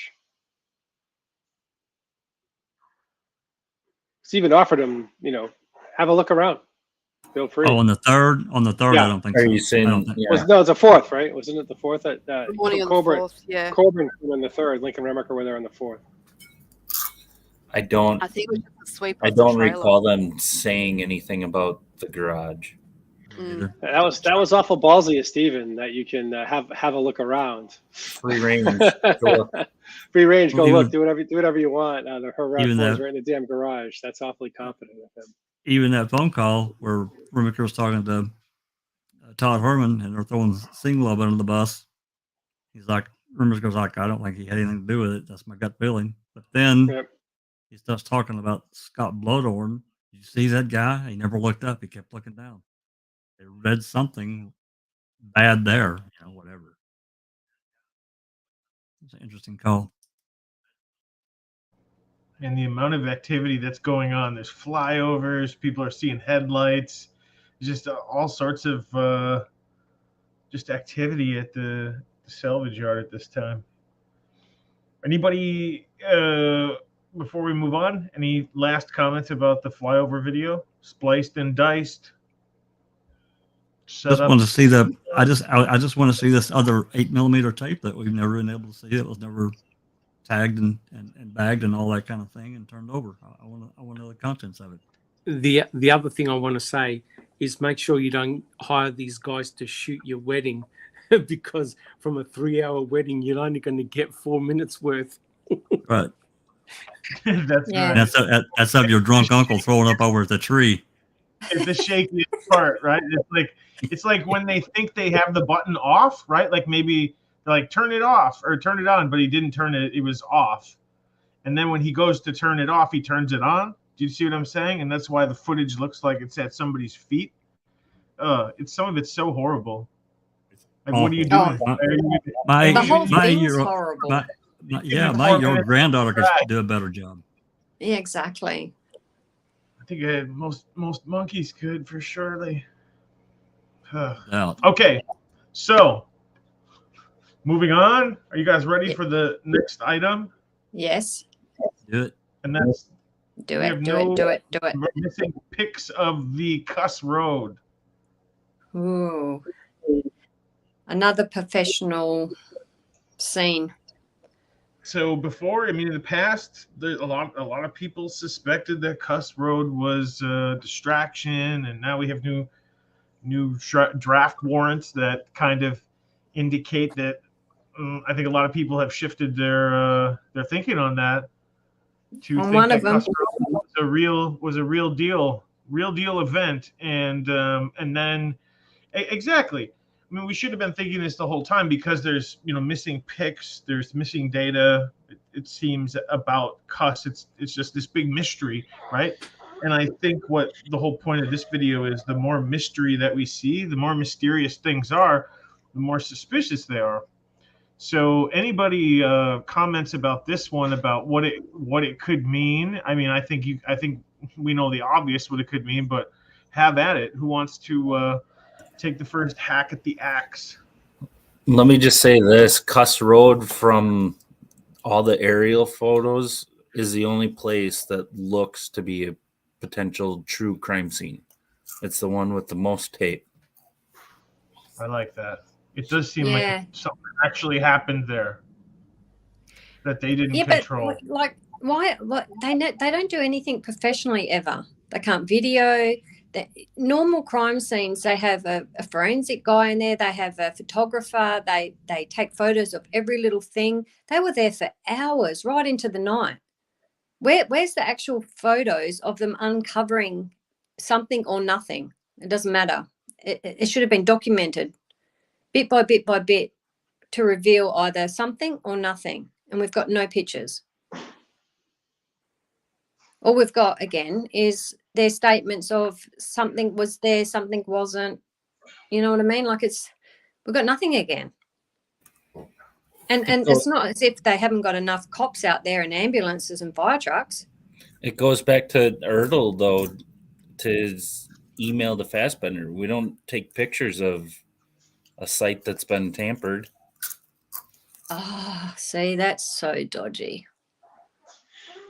See, I Terrible, because that gives them an out, automatic out, no matter what. Oh, we didn't take photos because they'd already been screwing with it, so they could just say they didn't photograph anything because Officer Joe Blow over here went pilfering around in it. Well, we can't take any pictures, guys. He's altered the scene, so let's just come on. Yeah, but that doesn't work in Avery's trailer, right? That's right. It doesn't. That rule only applies for when we want it to apply. Correct. So Sabacop's saying that's why Bushman was assigned there. Like, so he got brought out, and what was his role? So I've read yesterday that he left in the ambulance, but The dogs. The dogs. It was Bushman had some certification with dogs, I'm pretty sure. Canine officer, right? Yeah, right. He didn't leave in the ambulance? There's speculation. I think Millbilly did a video where he signed out, where he signed in, didn't sign back out, and the ambulance left, but then he had to sign back in again. So there's a good reason to believe that he might have left on the ambulance. Oh, God. Why would you be in the ambulance as long as we're going down that road? One can only imagine. Imagine. Going to get more donuts, sandwiches, pizza? There were a lot of people there, so a regular station wagon wouldn't have accommodated the amount of food that they needed. I just find that really weird. That whole Cuss Road thing has just done my head in, because I was definitely a non-believer. I thought it was a distraction until recently, and I've done a whole 360 on that one. Cop, let's see. Link, Coburn. Who else? A bunch of them were there. There was reams of them there. Yeah, where you get. Yep. I remember watching them first and thinking Cuss was like the main burial site or whatever. Yes, at the beginning. And then, at the very beginning. When I first watched them, I was convinced Cuss was the main site. It was either where she was killed or where she was buried. I just thought absolutely Cuss is significant. And then when I went along and I started reading the reports and then looking at the pictures, I was thinking to myself, agree. Every time, I put it this way, I showed my 12-year-old the other day. I had it on the screen. I was really looking at the Cuss Road pictures, and I went to him. I said, what do you think happened here? And he went, oh, who died there? And I said, what makes you think that? He goes, well, it's a crime scene. Something big's happened there. And I was like, oh, yeah. And in my head, I used to think that I couldn't understand why they would, if you have that many people there that aren't in the know, how ballsy you would be to be like covering up shit in the middle of a group of people that didn't know, to get in and out, and the whispering I thought would have been very hard to get around it. But then with the new things coming in, I considered, hang on a minute, this is part of the illusion. Maybe they use those people to disguise, or maybe they were really considering this was an investigation until they realized, hang on a minute, this isn't going to help our narrative with Stephen Avery. Shit. So maybe they went into it with the right heart, and then something changed. Again, I don't know, but now I agree with Kath. I am one who has done a full 360 on Cuss Road. I was pretty borderline that I thought it was a distraction, but now when I look at the timeline, I always think to myself, what comes first? You have the RAV, and now we have Cuss Road, and then we have all the evidence that follows. And I think that's where a lot of us get really confused, because people, and I think for even Kathleen, she thinks that the killer planted the RAV, the blood and the bones. And I used to sit there and think to myself, following her narrative and her timeline, okay, maybe she's onto something here, because where would they have found the bones in time to plant for Stephen's pit? But then we go back and say, now Cuss Road comes before it all. So I think it's fair that you can consider Cuss being significant again. Silkman, you wanted to say something? Yeah, I was going to say, if you want to keep this as close-knit circle as possible, in other words, to prevent prying eyes, asking questions, if Bushman and his team had found something, you take it out immediately. You don't leave it hanging around. And that's where I think the discussion about the ambulance came up, because if you had found, I also believe that not only were cremains found there, but the burnt electronics were found there as well, in the shallow grave. So if you find something, you want to secrete it out of there as quickly as possible, either in buckets or in bags or whatever like that. You don't want a lot of people asking questions. Once you've removed what you want taken out, then you call in the cavalry, right? Then you call in extra people. It's very, very interesting that Bushman should be called out of so-called semi-retirement for that one day. One day he was part of Team A, which is a group of searchers. Very interesting that that team found the clandestine burial site and also the burn barrel, Stephen Avery's burn barrel, which the guy didn't look into until much later. That's where they found the burnt electronics. So if you look at a chronology, I 100% agree with you, Kelly. You've got the finding of the RAV, you've got Cuss Road, and then all the major pieces of forensic evidence happen on the 8th. Is that a coincidence? I don't think so. Very interesting. But don't forget, there was a report, and we discussed this, I believe, in one of our open mics and reading with Uncle Ken. There was a file, I couldn't believe it, that was filed September the 14th, 2006, entitled State's Response to the Defendant's Motion, written by Kratz and Fallon. And they said, and I quote, "These were in addition to the ones found at the clandestine burial sites." It was talking about bones. So, in other words, the state let it slip that the clandestine burial site found at Cuss Road had bones there. This is something they always denied, and it was there in a filed motion on September the 14th, 2006. Amazing.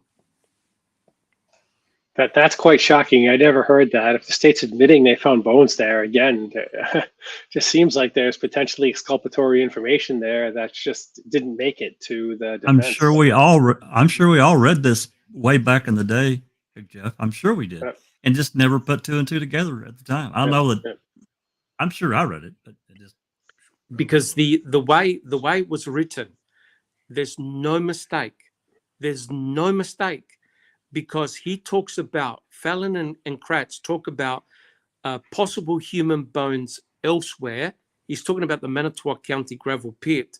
And then he talks about additional bones found at the clandestine burial site, and Fassbender was also at the clandestine burial site. This is truly remarkable, because he also mentions what was found at Maribel Caves and also the cell phone. So it's all there in black and white, and that's not speculation. This is an official document by the state. I certainly missed it. It's 2022, guys. This was written in 2006. Is it from a recent FOIA? That would be a reason to not have read it. It was on the StephenAvery.org site. Oh, okay. Then it was probably read, right? Yeah. Oh, yeah. So- I mean, this is some of the Yeah. original records we got back in early 2016. We had them for years. So what's the state story that somebody clandestinely buried animal bones? Because that's the final disposition of any bones that weren't found in Stevens burn pit, right? Is that bones? There's no mention of anything taking place at Cuss Road. Nothing. It was a non-burial site. Yet Kratz and Fallon clearly described the clandestine burial site as containing bones. I mean, What Colburn about testified. the dispatch call that I think Millbilly put up, and it sounds like someone in the background in the dispatch is saying Teresa Hallback west of Avery, and that was the day the dogs were out, because then he says something like keep Luth away or something like that. But I'm not. I think it was Sunshine Christina. Correct me if I'm wrong, Jack, who found the search warrant describing the disturbed earth. To me, that document is even more shocking, because it actually states the fact that both dogs, cadaver and scent dogs, did a hit at the clandestine burial site. And this is certainly not discussed anywhere. The only thing we know is that they prevented, I think it was Luth, from crossing the police tape. But if you read that report, that search warrant, it clearly states that the dogs hit. And if I can just quote, it says, the trained cadaver dog hit on the area of disturbed earth, indicating that a body or blood had been present in that area. You cannot get it more black and white than that, guys.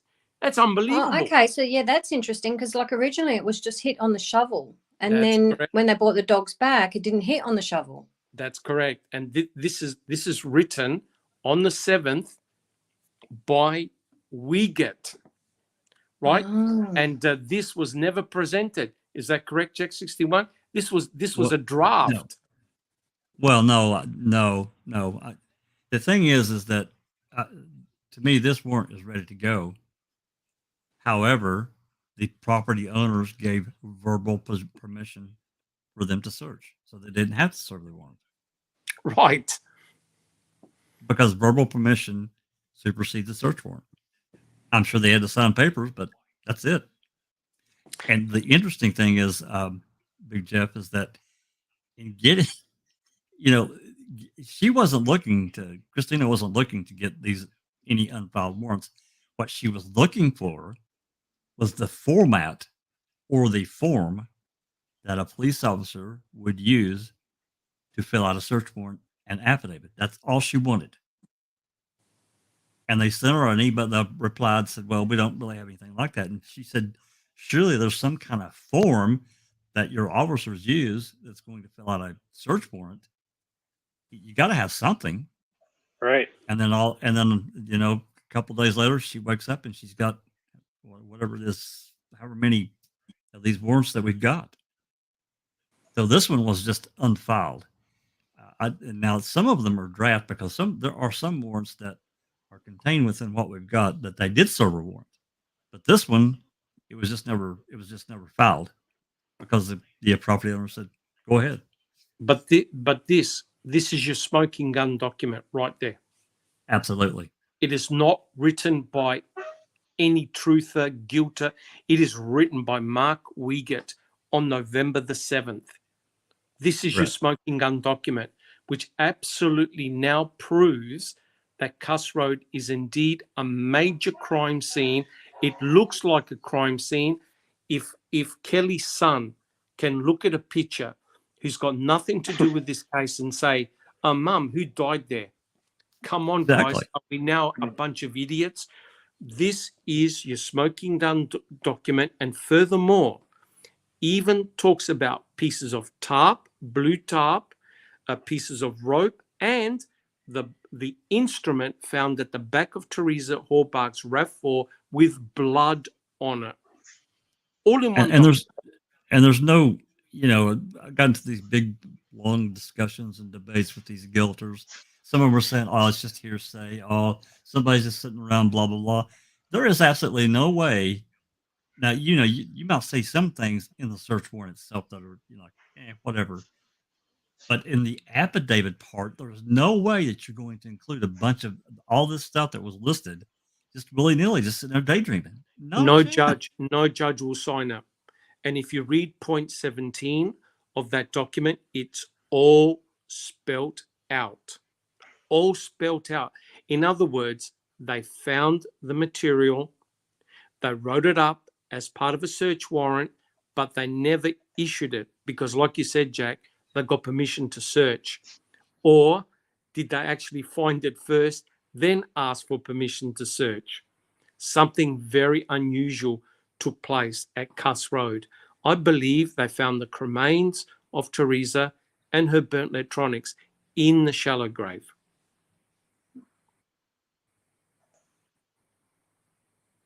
I just want to. So if I can reply to T1's question real fast, I think just real fast. He asked whether, if the RAV4 was at Cuss, for example, why not just say, hey, that's it?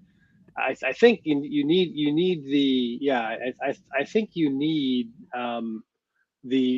RAV on the Avery salvage yard to get the search warrant to discover the key, to discover the bones.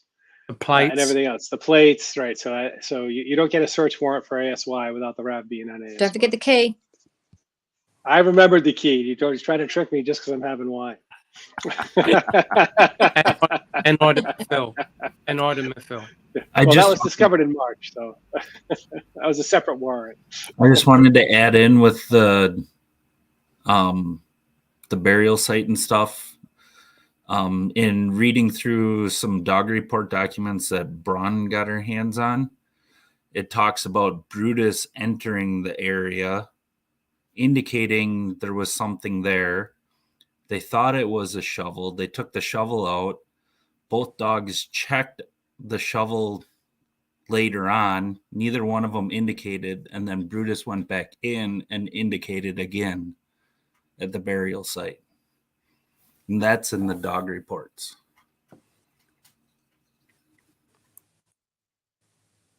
The last Mammothon, we had one of these dog people on. I was on with Braun and with Millbilly. Had one of these dog people on, and these dogs, that the probability of success and is extremely high when these dogs hit, and the probability of false alarm is extremely low.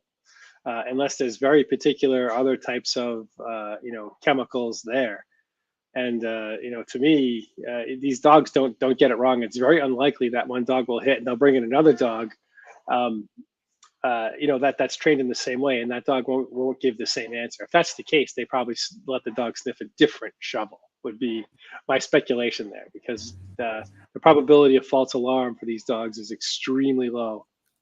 Without the presence of another. What it's saying is Brutus did not hit on the shovel when he checked it away from the burial site, but when he was brought back into the burial site, he indicated again. So I say it wasn't the shovel. And so the dog reports is saying it isn't the shovel, which, in my opinion, justifies what Fallon is saying about Cuss Road. I always just thought they'd change the shovel. That's what I thought too, Kev. Just the dog hit on the shovel, so change the shovel. It's that easy. That's that easy. Yep. It's that easy. But yeah, I do agree. I have done, like I said, the 360 on Cuss Road, and now I didn't know about the latest report of the cadaver dog hitting either that Silkman mentioned a minute ago. So now my little mind's gone 101. Yep, in that search warrant, it's point number 13, and I'll just quickly read it. It says your affiant is informed that dog handler Julie Kramer from Great Lakes Canine utilized the cadaver dog in the search. Kramer utilized a trained cadaver dog near the area of disturbed earth located by Bushman. The trained cadaver dog hit on the area of disturbed earth, indicating that a body or blood had been present in that area. That certainly doesn't look like a peat moss bag to me, guys. This is deadly serious. It's a hit. Sounds like one to me. Everything and, you just read. and where's the photos? Sorry? Where's the photos? They made it look like this big grand like crime scene with all their tape and all their cops and No. ambulances and fire I haven't brigades and seen everything, but yet no photos haven't of that seen them. actual. So the I think that the photos that people might be talking about are item H2. H1. I don't know. Yeah. H1 and H2. I'm aware that Len Kaczynski had notes, and on Len's notes, he had H2, and next to H2 said pictures of the body. Now, I'm not sure whether or not it's common for for people to refer to cremains as a body. That's not how I would. That's not personally how I would refer to to charred bones as a body. And maybe that's just me, and maybe there's some legalese associated with it. I would refer to it as remains, cremains, Yeah, same. something along those lines. But for sure, Len Kaczynski's notes had H2 the body, and that was after his initial interview with Kratz. And I think we probably have that picture laying around somewhere of Kaczynski's notes. I'm not sure where H1 and H2 were purported to have been taken, whether that was Cuss or not. That I don't recall, and I don't know that I ever knew. But I do for sure recall the photo I saw of Kaczynski's notes indicating that. Yes, it was in Kaczynski's notes, correct. I just wanted to go back to what Silkman had just read in section 13. Never once does she mention a shovel. She's talking about the burial site. Correct. And in regards to Luth, I'll just quickly read it. Luth led Sarah Forsky up to the crime scene tape, which was located in a perimeter around the earth of disturbed earth. The crime scene tape was approximately 40 yards from the area of disturbed earth. Now, this is a scent dog that did a hit 40 yards away. You can imagine what that dog would have done being right next to the disturbed earth. Why is this significant? You have a cadaver dog and a scent dog, both very interested in the one area at Cuss Road. That cannot be a peat moss bag with a rotten tree stump. It cannot be.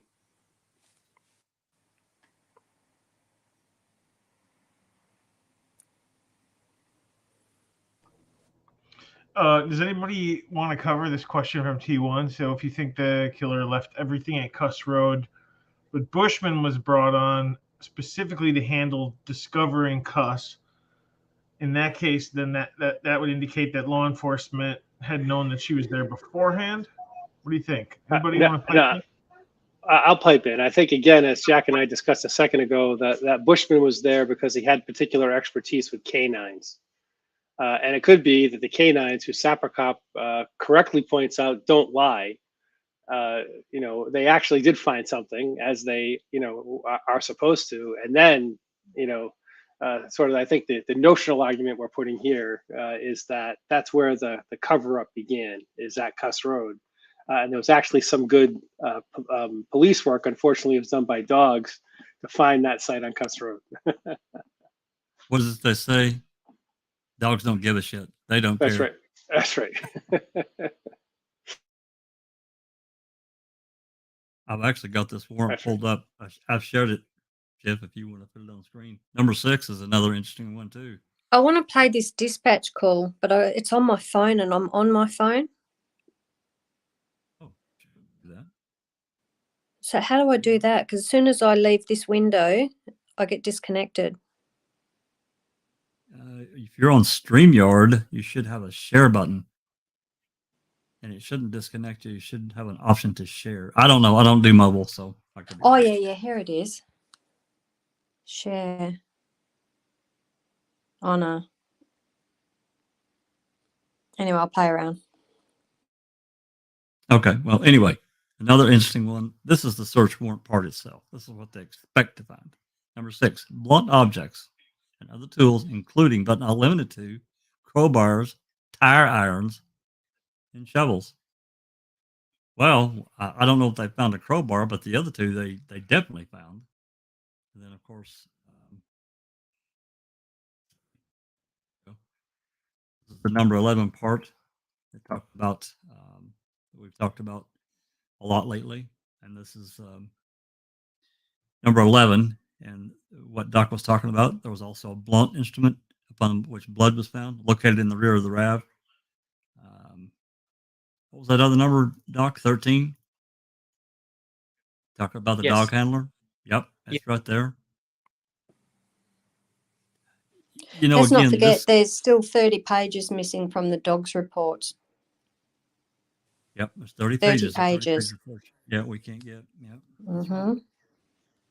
Well, it might be worth another request at this point because there's no case. Yeah, I think I've got someone that I know that's onto that, so we'll just see how that pans out. I think they've already But my requested them. I put up my list here in a few minutes when you guys want to look at it. There's at least 51 CDs coming my way. So The other important point, I think, Jack 61, is that the earth was recently dug up because they Yep. stuck red flags and they went into the earth very, very easily, whereas the surrounding earth was hard and compact. It meant that whatever was found there was recently dumped, and that's significant as well. that's right. I don't know. Where's that? That's in one of the documents somewhere, right? Or is it in this one? It's in that one there where they put in the red flags. Okay, that's where I thought I read it. Okay, yeah, here it is, right here. He's talking about here at the top of, well, in the middle or the top of this page here.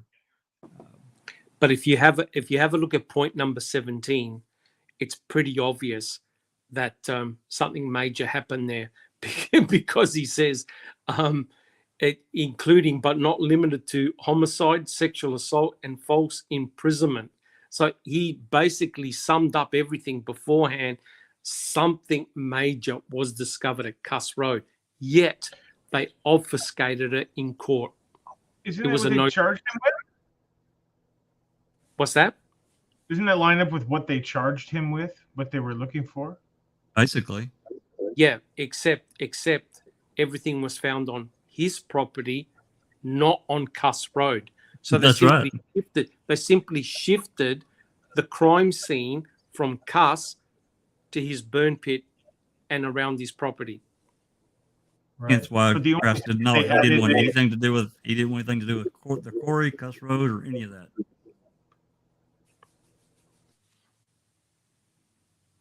You know, and to the point of this warrant, there's another call I made a video out of recently and put in the playlist, and it's talking about Joshua Redant, and they were looking for him so they could get him to either sign off on letting them search the pit, or they're going to have to serve a warrant. Basically, that's what it comes down to. And that phone call, Redant called them, and he says, "Oh yeah, you guys can search, you know, blah blah blah." Oh, okay, great. I'll call whatever. So then, this was Bessler. I'm pretty sure that was talking to him. She hangs up and gets a hold of. I don't know who she gets a hold of. I can't recall. And says, "Hey," he says, "we can search and all that kind of stuff." And so.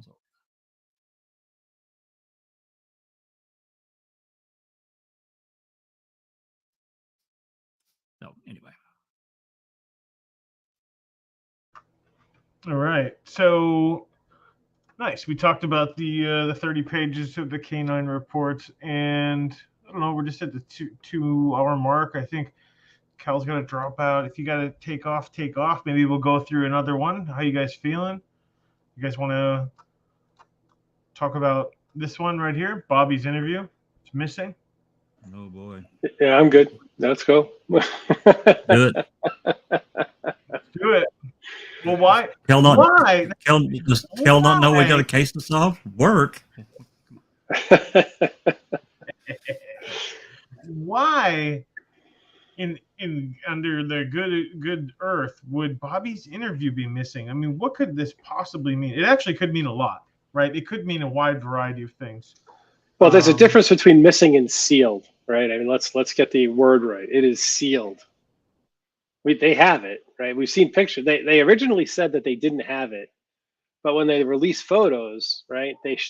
We got the photos. I think it was Henbury, one of his FOIAs that resulted in an evidence release. We see the actual micro cassette that says Bobby Dassey's interview. So they do have it. And why is it still sealed? Filled with evidence tape. It's not sealed by a judge. Correct. Yeah. Well, they're saying the Wiegert has refused releasing it under the grounds that there's an active investigation, right? That's right. And it's interesting because I wonder, right this second, is that still true? No. So do they have a leg to stand on if we ask for it again? Because right now, I mean, has Zellner's as long as Zellner doesn't appeal this to the feds, right? Then I mean, she's given up on everything in the last motion, and there is no pending motion. Right. Until she files a new motion, we're just in limbo. There's nothing active at all. Right. So he's got no leg to stand on. I don't see how they would. Yeah, the point is, what business do they have sealing that interview? Right? What could possibly be on it? That's so important that they had to, not be able to show it to anybody, right?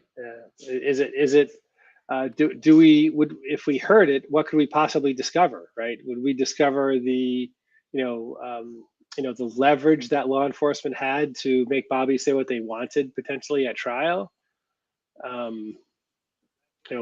What is it? It's not zero, or else it wouldn't be sealed. I can tell you that right now. That's for sure. Well, we know that we got the 3 calls that I made for Kel. I think it was Kel that asked for them. I can't remember who now. I've got the 3 calls though that I've linked in the playlist of Barb, Dolores talking about how rough they were on Bobby during that interview. Good night. Yeah, I remember that call. The jail. You talk about the jail call to Stephen Avery, right? That's right. Yeah, right. That's right. Yep. I was going to say, in my opinion, it probably indicates the extreme pressure they put on Bobby. Basically, you tell us what we want to hear, or it's you that we're going to implicate. Because trust me, the state could have easily mounted a very good story to implicate Bobby in the murder of Teresa Horbach. Now, I'm not saying he did, but he would have made a perfect alternative suspect or even a co-conspirator. The other thing, of course, is that what Bobby told them was potentially exculpatory material for Stephen, and they kept it quiet. I know I'm just going to go off a little bit track here, but I'm just going to bring it back because it's kind of circulating in the chat, or the live chat at the moment.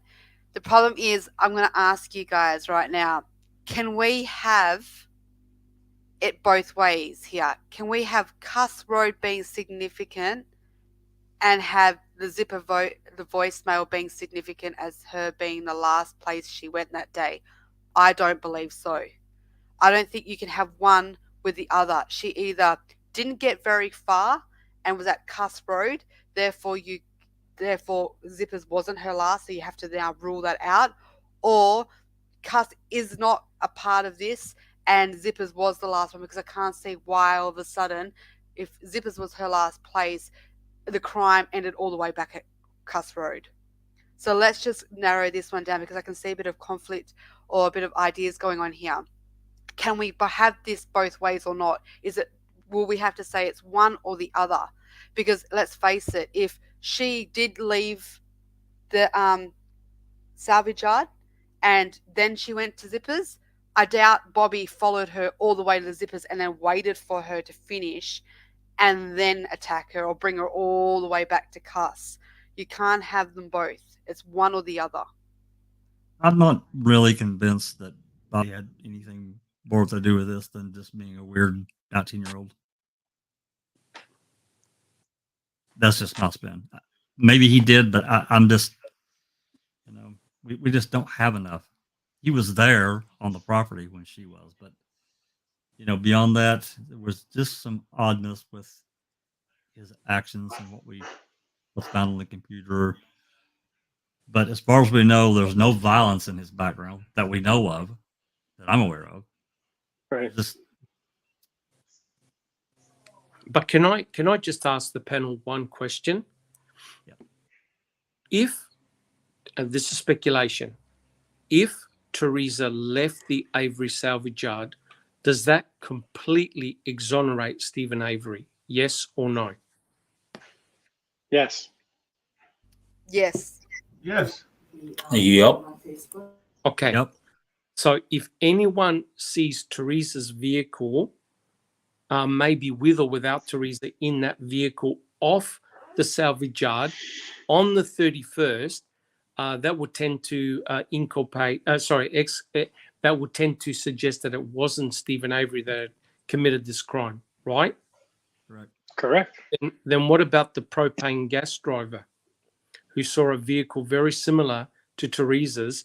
He allegedly says at 3:45, but he could have got the time wrong. Because there was a time change the day before. That's right. And the But sorry, leave. right past him. I don't get the point. Like, if everyone agreed that if she left, then that sort of leaves Stephen in the clear. But law enforcement would have just said, yeah, he was driving the car and took it somewhere else. Essentially, I guess, because, we don't know. That is certainly a possibility, but. Then they would have just said, oh, he's not going to leave the car on his own property, is he? Once he's murdered her, he's going to take it somewhere else. Then why not go with the story that he killed her at Cuss? Because I think that if they did find anything there, the DNA would have proven that it wasn't Stephen. That's a very good point. That's a very good point. And they don't want to go back down that track again, do they? Nope. And that explains why the key is clean. Only contains one person's genomic DNA on it, Stephen's, not even Teresa's. It's clean. Completely clean.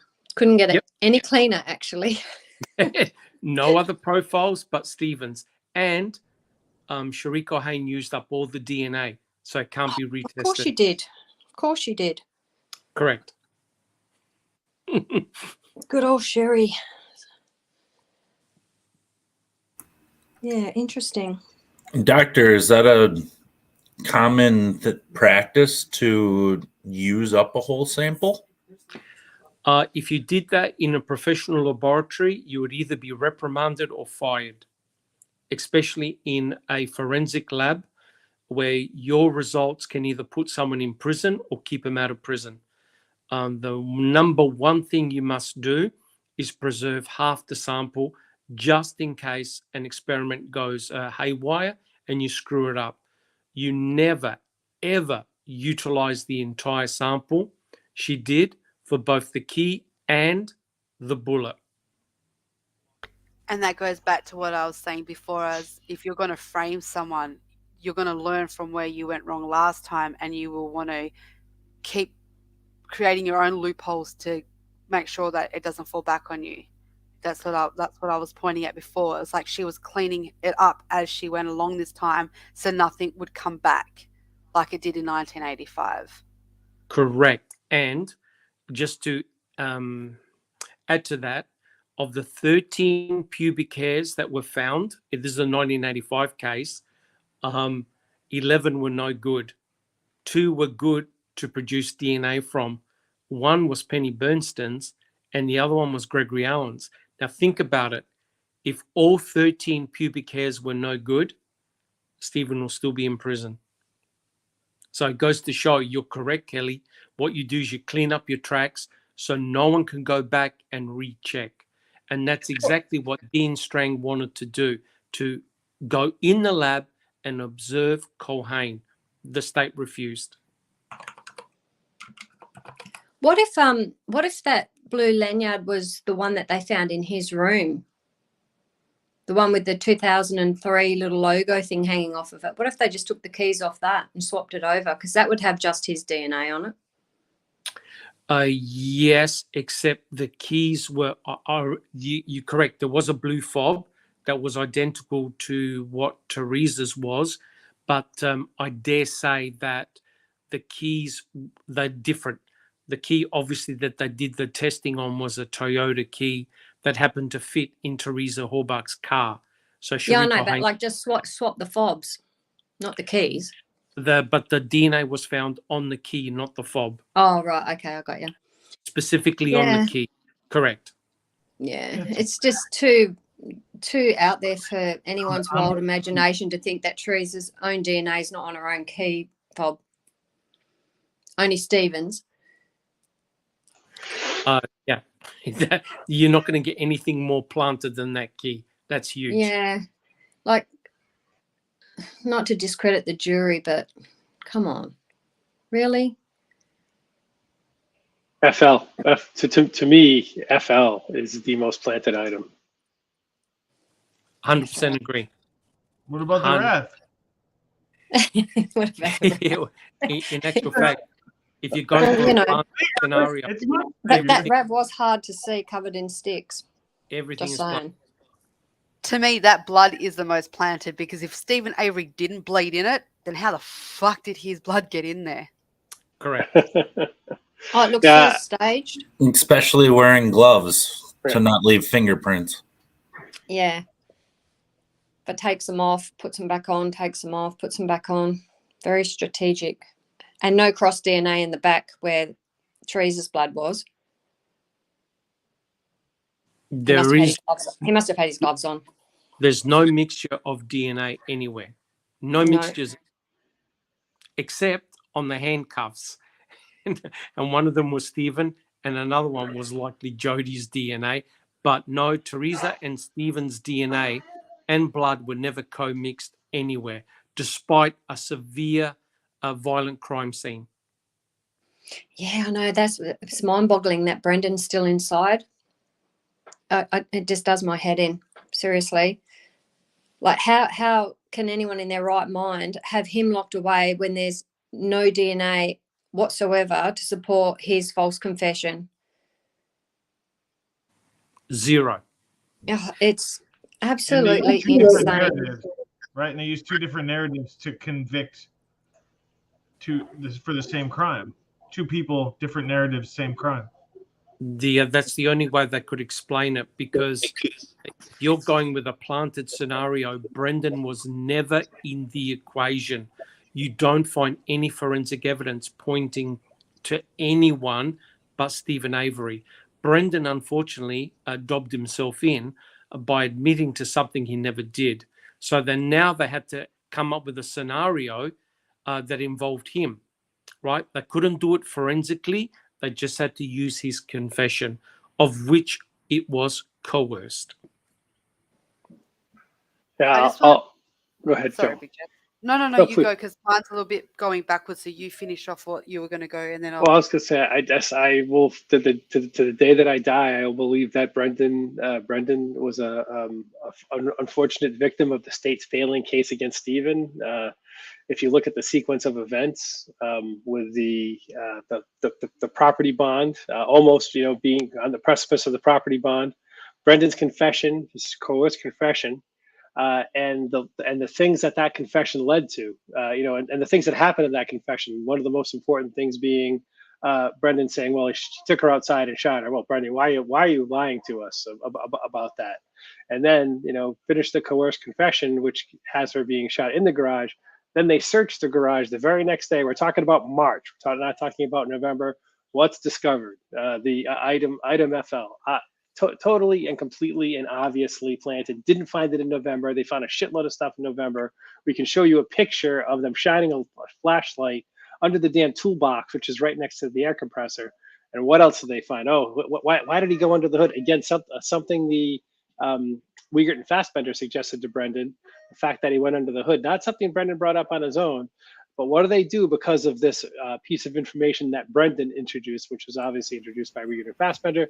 Then they do the hood-let swab and find those things as well. So the state's case, if you listen to the jail call, Stephen and Ma are laughing at the state's case. And obviously Kratz said that the item FL was the game changer because it put Teresa Halbach in that garage in the first place. There's nothing else that puts her in the garage. You'd think there'd be blood spatter if she got shot in the head, as Brendan said. So that's why I say, one, Brendan's a victim of the state's failing case. Number two, FL is the sort of the most planted. It's man miracle. Number two, in my opinion, is the finding of item FL after so many months. After after Fassbender telling it to lie that she was shot outside. So anyway, sorry, that was real fast, but go ahead, Gil. Oh, my apology for cutting you off before anyway, but I was just going to actually go back to the DNA side of it and how we were talking about there's no cross-contamination, like there's no mixed DNA.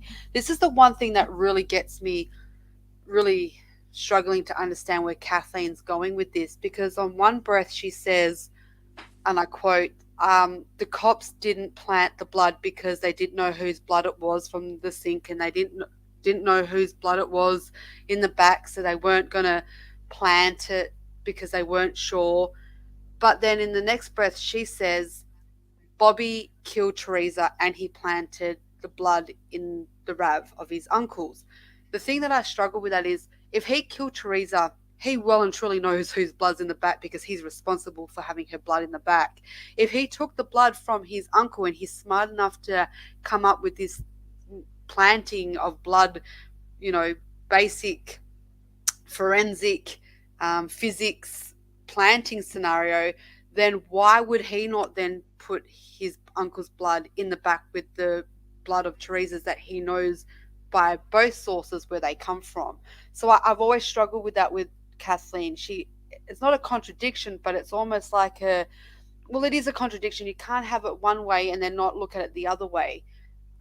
If Bobby really truly planted it, how would he then not do the mixture himself? He's well aware of planting DNA. You would know that the strongest case would be to mix. So for me, I think the planting of the blood goes to show me that the person that placed the blood there, the story was trying to connect Stephen into it. And that, in my opinion, is, if you follow it, and I've said this numerous times, so I won't go back into it, but I think it was just trying to, in all those spots that we do see, I don't think they were randomly placed. I actually think that they were put there for a reason, and that was to tell the story of Stephen was in that RAV and why he was in that RAV, the connection to the key, which is the ignition, the seats being down, which is the drop in the back. And I think that's why they didn't bring it into the back, because when they found the RAV, they weren't confident that it was Teresa's. And that's comes back for me is law enforcement that did the blood. I should say law enforcement / possible lab, because I don't know when and how it came in there and what the time frame was. All we know is from the moment the RAV shows up to the moment that it's discovered by basically Harrington and Groffey in the morning of the 6th. We don't know. Anyone could have placed it in between that time. Yeah, and then that's another whole YouTube stream in itself. The doors were locked, the doors weren't locked, and so it goes. And then he's testing for blood, and it's not even his occupation. But anyway, what's this estimated 2,000 pigs? I haven't seen that before. That's how many we don't have, I think. Wow, you're kidding me. 2,000. Yeah, Jack is being kind of cheap, but he's not digging deep into his pockets to FOIA them all. I think that's the problem.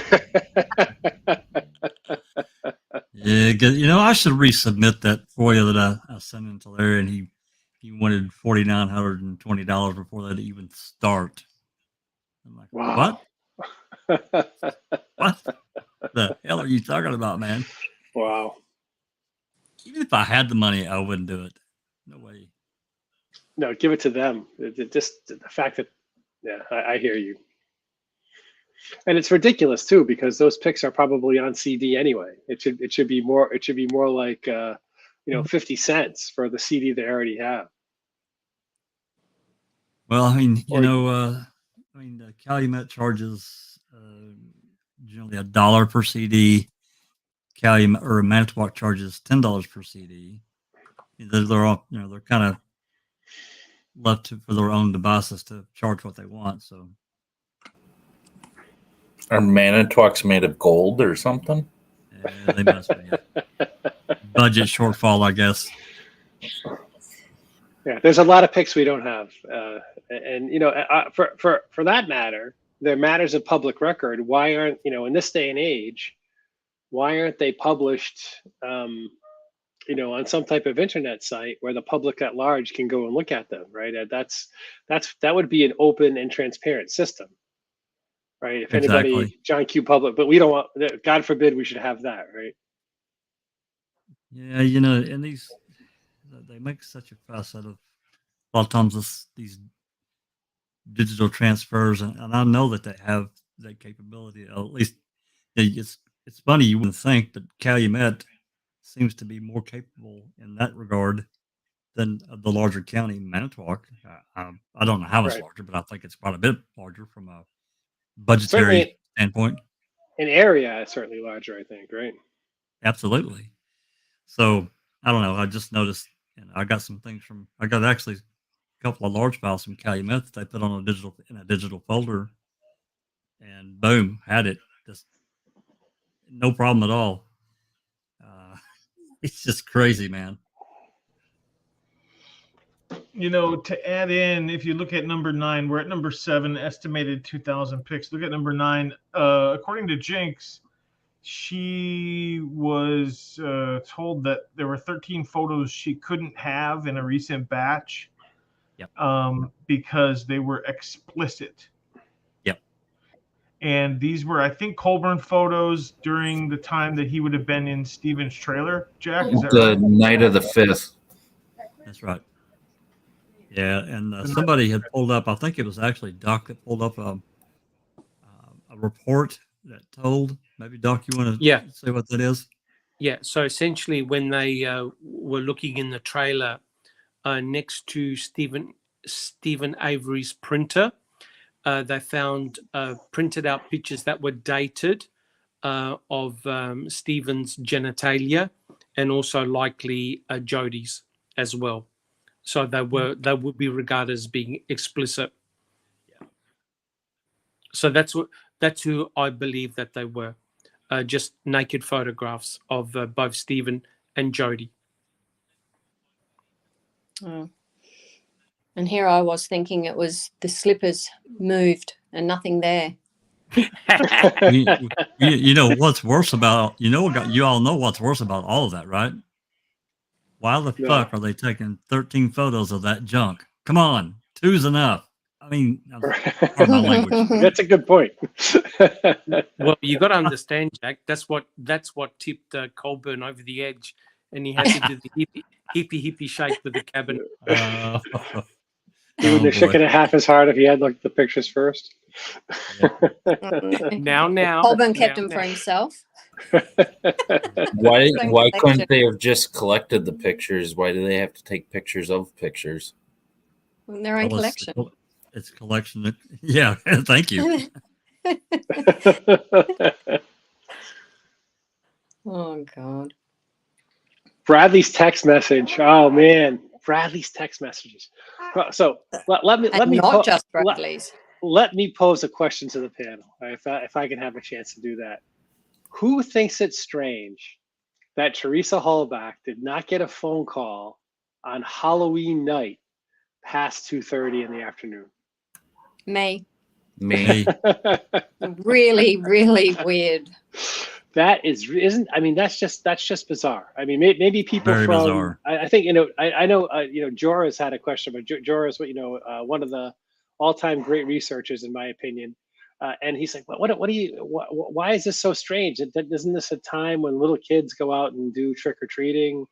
Yeah, it is, but it's also a time when young adults go out and do drinking. Hard And drinking. Not to mention, she had two younger sisters too, which I think probably would have appreciated their older sister taking them, since it sounded like they were very close. Correct. So I've always wondered whether law enforcement is trying to pull a fast one on us. Did she have another phone? So where it's incomprehensible. She didn't get any calls. Did she have another phone? I know they said well, they asked, it's in Queso, they asked Karen Hallback. Karen Hallback's this was her only mobile phone that she used, was her business line. I can see them. Actually makes sense.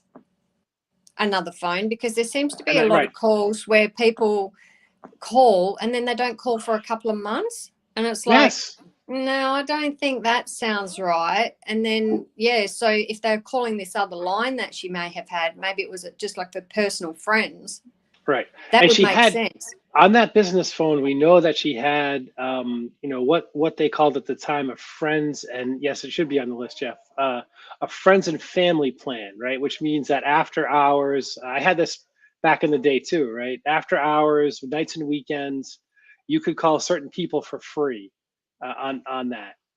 With that plan. So that would be a good reason that she would be getting calls on that particular phone, as opposed to maybe a personal phone that didn't necessarily, which she might have had like a legacy plan on, because we know when she bought that phone, so it might have cost her money, and use a business phone. Why not?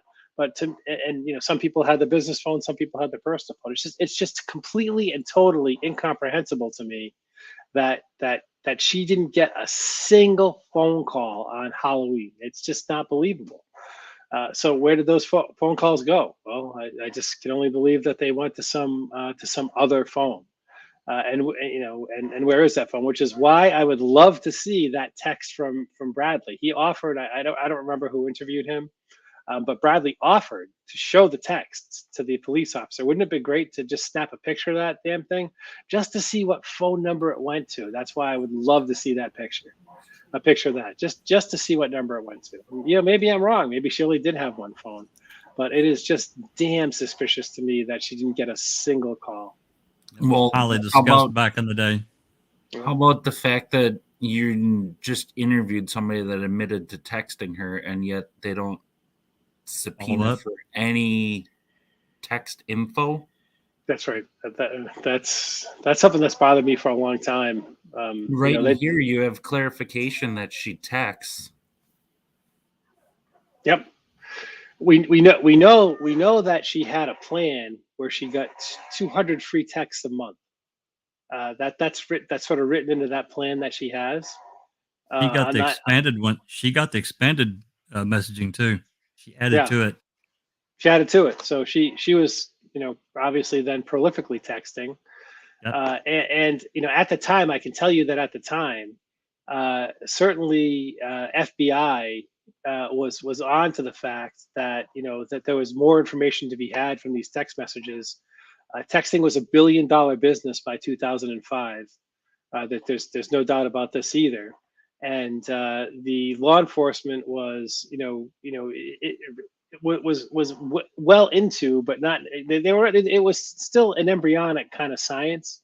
But the what you would call nowadays cellular forensics is still a place where they actually knew something, right? They were in the beginnings of that that field, and because it was becoming so prolific, there was actually a piece added to the cell phone architecture called the SMS Center. You might recall that texts are sometimes called short message service. That was sort of what they're Yep. called in the cellular standard.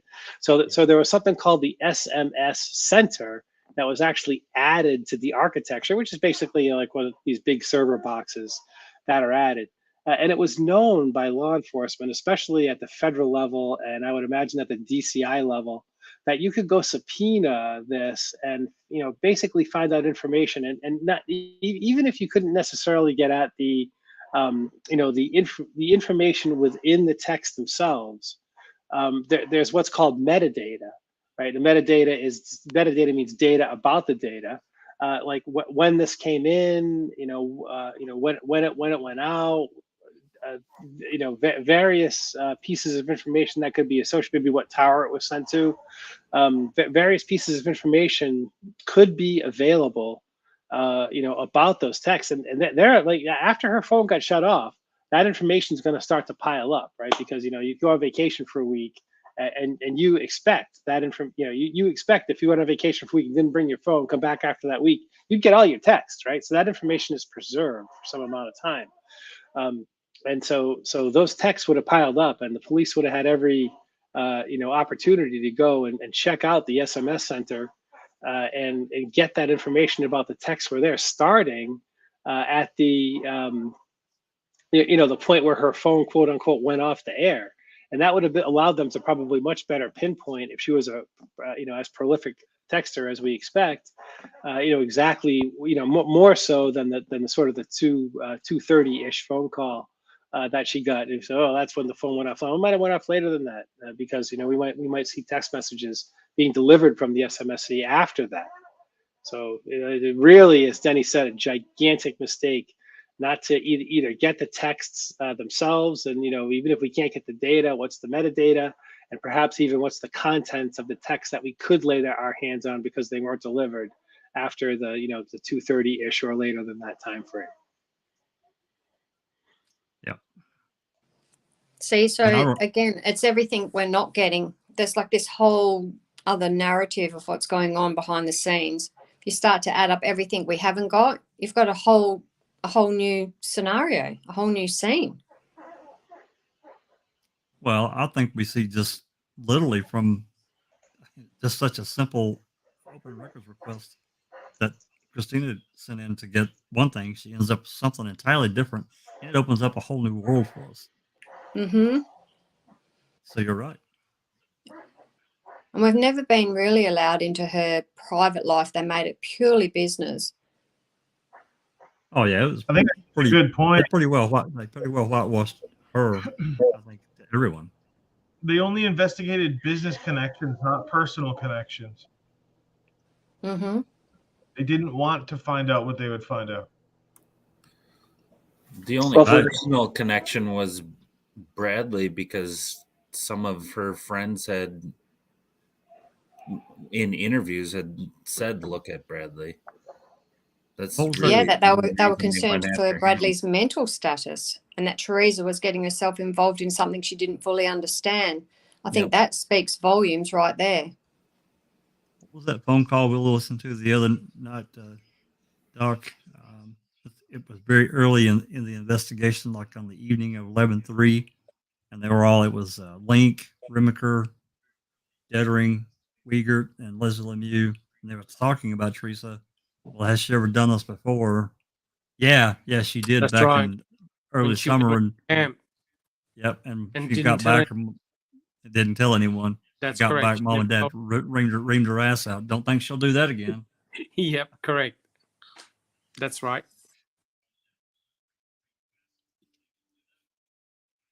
Well, at 25 years old, I have to believe that Teresa seemed like a good person, but I still think she's just a normal young lady living her life, and she gotten her share of this and that and the other thing. So be it. But I don't think there's anything that I'm not judging her at all. Even taking the boudoir photos, I don't care. I don't care at all. But it's not a reason to judge her, but but when it potentially opens up evidence, because those boudoir photos that she did with Bradley were essentially significantly contributed to his divorce, or the the subsequent affair that followed anyway, because was a point in his divorce because she had to testify. So Right. yeah, Right. I mean, so it's not, so I'm agreeing with you that you know, you do what you do. You know, we're not judging, but when it becomes a potential point of evidence, then you have no choice but to sort of, you know, crack the can open. Well, and what could that have led to? These connections of other people that are far less savory, or of a less savory character, I should say, that might say, hey, you know, this Teresa, you know, she'll take these hard rock photos, so to speak, and you just never know, you know. And I just don't think, from my standpoint, that they explored that really at all. I'm not saying that that's what happened. I'm just saying Well, that it didn't that was point to that Stephen potential. Avery. Why bother Yeah. to look at it, right? Thank you. Thank you. There's no chance that if we go down this road that it's going to point to Stephen. So why should we go down that road? Exactly. That's to me the story of this case. I agree.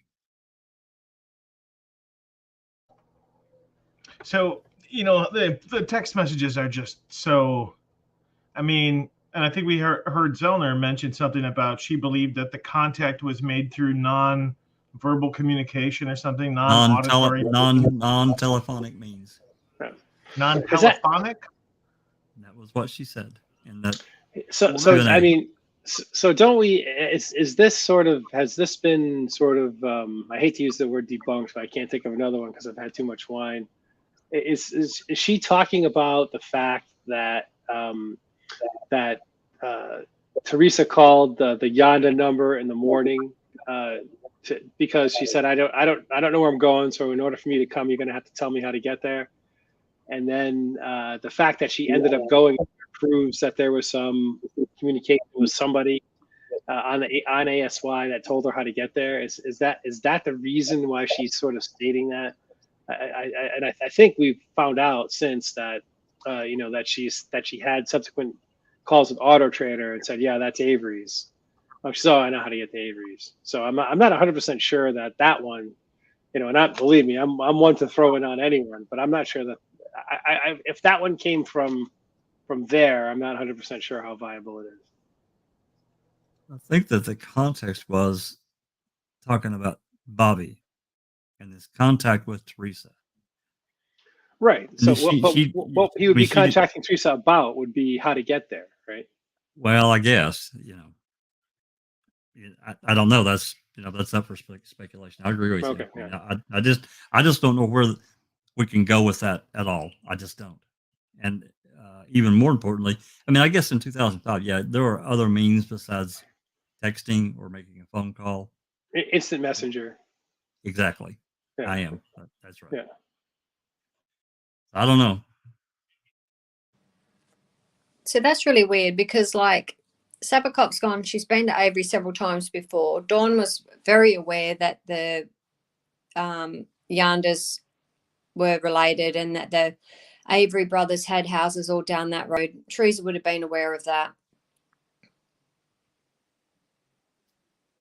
She had taken photographs of vehicles down towards where Stephen's shed was before. So she had been down that gravel road. She may not have been exactly aware of which property she was meant to go down to, but she definitely had photographed vehicles towards the front and also towards the back. Yeah. Well, then maybe the message left would have sounded a little bit different. Would have been like, I'm aware of where you live, but I'm not sure which house along the road I'm going to. That's true, because sometimes I think what the Averys did is they put the vehicles towards the front near where Avery Road was, so people coming in can see the vehicles very easily that were for sale. But of course, the van was down towards the bottom, near towards where Stephen and Barb's residence were. Yeah, that's really weird too. Now, when you put it that way. It depends on whether the van was actually operational. In other words, whether you could drive it or whether they needed to put petrol in it. I'm not sure. But yes, I must admit, normally they put the vehicles towards the front, but Teresa has photographed cars towards the back. I think it was drivable, Doc, but if Okay. I'm remembering There right, was a story once where Stephen had said, or it could be hearsay, that he got the boys up to charge the battery up in that van in the morning. got Bobby. Yep. Talked to Yeah, Bobby so- about I charging the recall battery. that story. Yeah. Yeah. Yeah. absolutely. Has Bobby confirmed that, or has he just been silent on that? I don't know. Because don't it would think go, that's- it would certainly go against his narrative that he slept until 2:15 or whatever he says he got up. Yeah, he So, definitely. Yeah. Well, somebody was up on the computer prior to that. Yeah. Well, but changing the battery. So if he confirms that he changed the battery, as Steven Well, I think says, it was just. I think it was just charging the battery because the van wasn't driven on a regular basis to make sure. right. True. Well, I'm but pretty whatever. sure Stephen If he calls did it. Barb's really early in the morning on the 31st as well, if I'm not wrong. Justin, chime in on that. Doesn't Stephen call Barb's early in the morning? I'll look. Give me a second. Okay. Because then that would coincide with him maybe ringing him to say do the battery.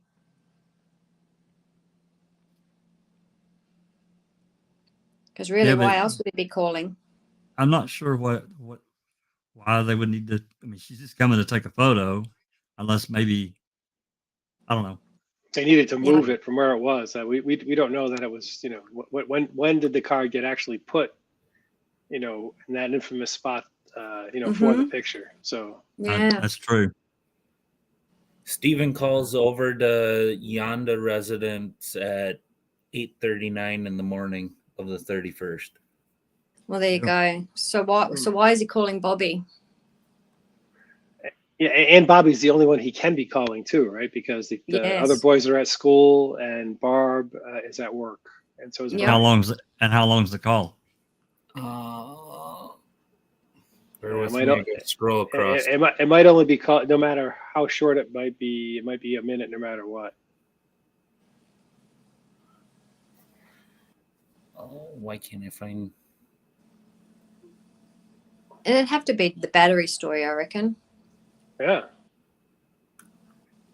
It's just amazing every time Steven says something. It ends up only being looks true. like it's a minute long. Yeah. How long does it take to say, Bobby, get your ass over here, right? Can you help me? Get the battery charger, damn it. And Bobby was awake, wasn't he? Wasn't there activity on the computer around that time as well? It was, yeah. So Bobby's awake. Stephen's calling him. Yeah, I think Blaine or someone else said as well that Stephen had previously asked that he needed that battery charge before. But then how would they know? How would who know? I was just thinking, I thought Blaine had said that as well. But then I was thinking, how would Blaine know if Stephen only knew he was calling that day? Maybe he just mentioned it previously to the boys that would need charging before it got sold or something. That's how I think the story originally went. And that makes sense, that narrative, yeah. Yeah. Okay, so I got the next one, and it's the blocked out portion of the day planner. It's not just the blocked out portion, but I'll see if I can get that up here. It's the fact that It's they the never get to Sarah.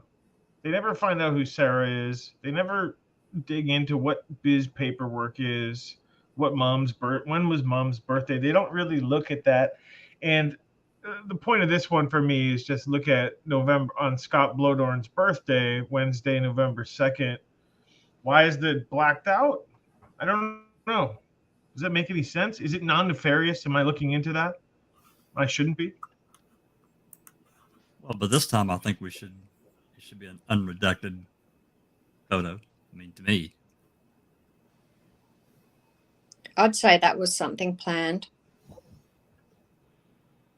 And they have phone numbers elsewhere, right? I mean, I guess I'm trying to wonder. You can say, well, we have to redact phone numbers and things like that. But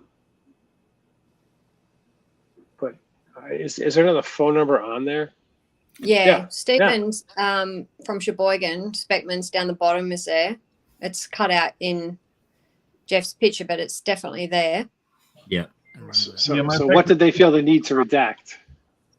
The fact that she's probably had written in drinks at a bar or a restaurant or whatever, and she didn't go, so no one's noticed she's not there.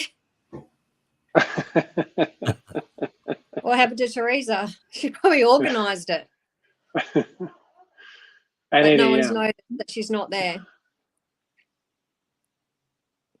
Yeah. That would be my, that would be my opinion on that. If something is written underneath that, it would have definitely been an occasion that she should have been there celebrating, perhaps, and she didn't turn up. So they were well aware that she was missing by the 2nd.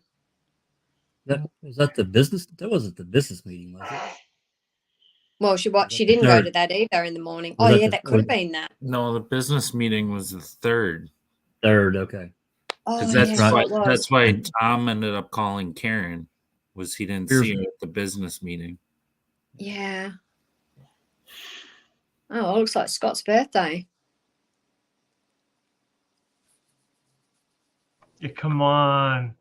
And it sounds sort of like that they sort of were just roommates and led separate lives. So you can also say that maybe she wasn't going to do anything with Scott on that night. Perhaps he wasn't going to do anything that night. But still, maybe in the back of his mind, he probably would have been thinking, it's my birthday, and I haven't even heard a happy birthday from my roommate. And they didn't ask. They didn't ask what was up with other people. Did you have any plans with Teresa this week? Is there anything that made you feel, well, she didn't come to my birthday party. Like, he didn't say that. Why? He was looking down. He was looking at his feet. Maybe And something. they had relations. They had relations. Let's just leave it at that. So in a non-nefarious way, I suppose it could have said something if it were sort of, because it's from the day planner, right? I mean, so it's from her, it could be from her Palm Pilot transferred over to her computer, and that could be something sort of in inverted text. It could have said something as unnefarious as "Happy Birthday, Scott," but done in an inverted way. And when it got printed out on her printer, it just got pixelized. It's just another thing that if we could see what it read, it could change the narrative to everything. Exactly right. What if it says pick up the cake? Right. Everybody's waiting for the cake. Yeah. T1 said. You know what I mean? And there's no cake. What, they're not going to notice that? Right. You know what I mean? You don't know what, if anything, is written underneath it. And it could say anything and it could change everything. They're just really keeping us all at bay with anything that may be important. It's either blacked out or it's missing or it got lost or it's been contaminated. And if you add all these things up, if we had everything that we're missing here, we'd be looking at a completely different story. That's true. That would be very meaningful if it said something like that, wouldn't it, Kath? Because that would be a good reason to wonder where she was, and perhaps even alert Karen and call law enforcement on the 2nd as opposed to the 3rd, right? Yeah. Exactly. Could you imagine Scott's got this group of friends and Teresa's written to pick up the cake? Yeah. It could just be something as small as that, but meaning so much more.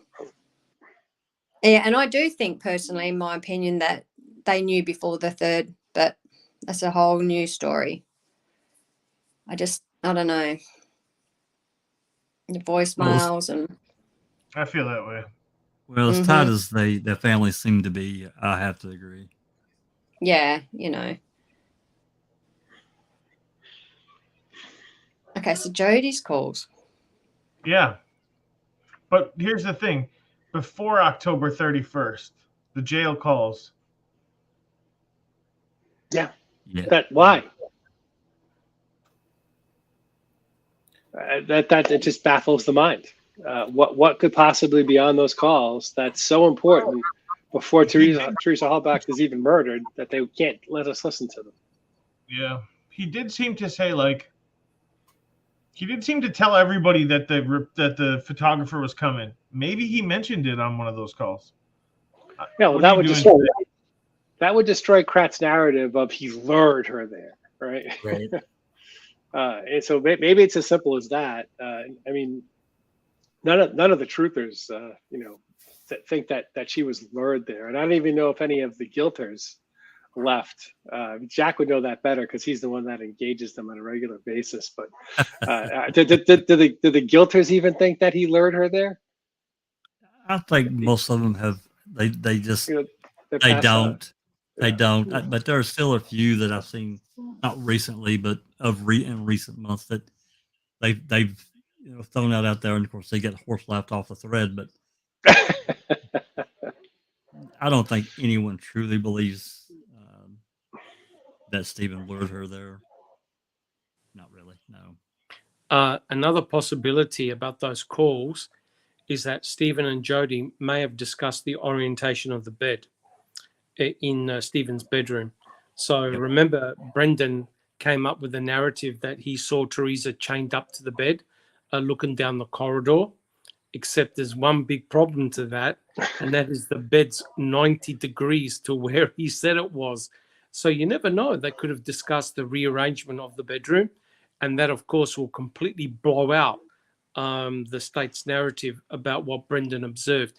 How could he possibly observe Teresa down the hallway if she was around the corner, right? And my understanding is, I don't think anyone mentioned that they found divots in the carpet to prove that the furniture had moved, right? Right. So, if something has been there for several months and then you move it, you're going to get divots in the carpet. No one ever mentioned that. And of Also, course, moving the dust. yeah. Well, and the 28th, or the 29th, they could have also discussed, hey, Brendan and I had a little fire burned up, blah, blah, blah. That would have also Right. altered Yep. Correct. everything. Correct. Yep. Something And what- to just narrative. In one of the jail calls, just to amplify that, Stephen claims that the incident where Brendan spills bleach on his pants happened a couple of weeks before the 31st, where they actually did the cleaning. So yeah, if he talked about that with Jody. Yeah, there's like 6 calls that I know of for sure, that maybe 5, no, 6. Oh, I just found Six. I just found something on what Tom had said. It does say that Pierce stated that this group met once per week on a Wednesday, and that Teresa did not show up for this meeting last Wednesday, the 2nd. Yep.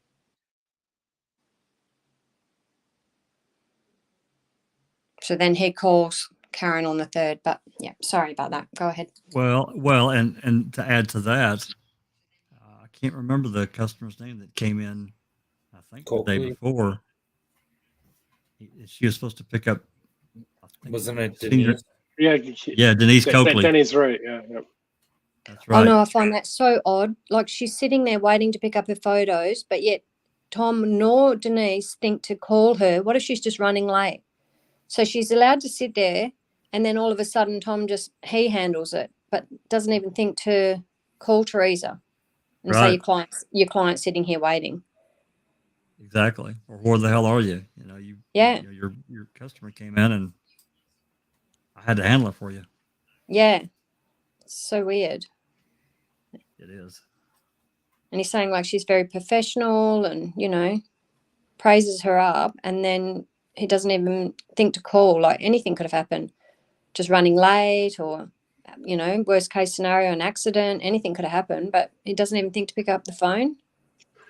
I mean, Tom Pierce is going to be my sort of my outside shot. You know what I mean? Yeah. Because he was spinning a yarn that this is Teresa's last day at Auto Trader. What a yarn he spun. Nobody else says that. He said so much. There Too was a much. call. There was a call from an intern at the studio that said, this guy Pierce, he was a little off. You really ought to look at Pierce, Tom Pierce. There was a call in to Calumet that said that. I think it was like on the 7th or the 8th. Yep. On that suggestion. He also says that she was getting harassing phone calls and it was her last day. So is he trying to spin some yarn that there's a reason that she ought to be disappearing? It was her last day, harassing phone calls. You know, what else does he have to say? You know. Oh, he So- goes into detail how she's feisty and how she would have fought off her attacker, and like Yeah. he goes overboard with detail. Yeah. So Maybe it's part of that missing. Maybe it's part of that missing 4 minutes. Yep. Also, too, that he'd bought her an emergency kit that has never been found for her car. No, that's right. That's right. The one thing I've always considered is maybe the harassing phone calls that Tom is talking about. Could they be text messages? Yeah, Kel That's what mentioned Kel that said in the earlier. chat. Yeah, that's a great point. I never thought We've of that talked either. about that before, so Yeah, Yeah. it depends on the ringtone, doesn't it, really? Because, like, my husband's got one, and I'm like, what's that? Who's that texting? He says it's not, it's emails. So it just depends on what tone you've got for each thing, I suppose. Yeah, Nothing- keep in mind though, 2005. I'm trying to think. Oh, we were Uh, all into the tones back then. There were some really crazy ones. Remember, you'd be standing in the line at the shopping centre and someone's phone would just be blaring out with some random song, and it would just Yep. be a text message.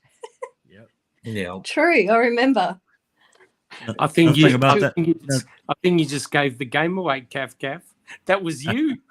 I am going to go back and review the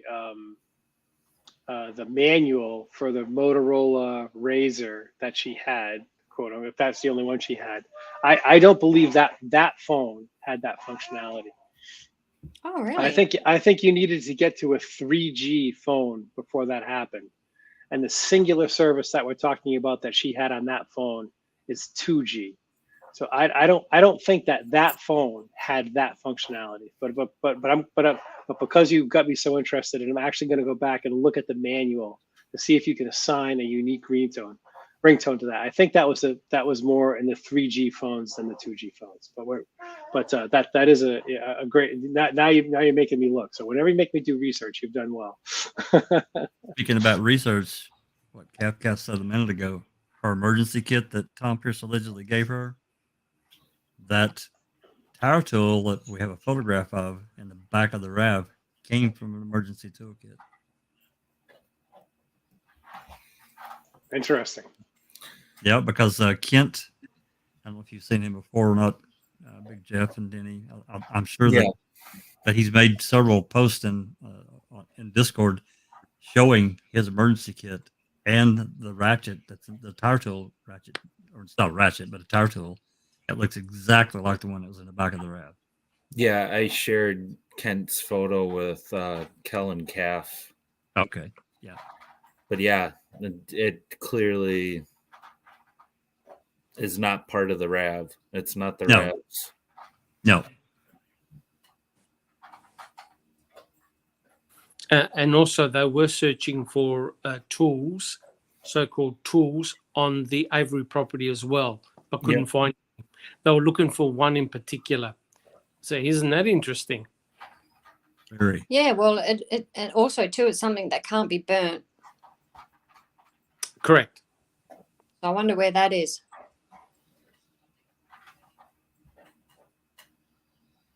Even to this day, I wonder where that is. Kaboom made a good point. Kaboom made a good point. There were no harassing calls. Tom is the only one to say this.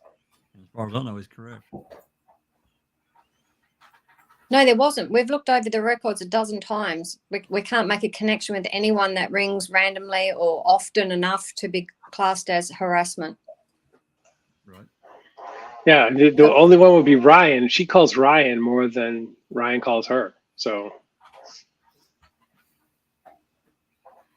Yeah, until the 26th, 25th, whatever. So it could possibly be a text message tone. It is something we need to look into, Jeff. I can look it up now. So what was it? A Motorola? Razor. Yeah, well, so on it was on 2G, did you say? Yeah, he said it's on 2G.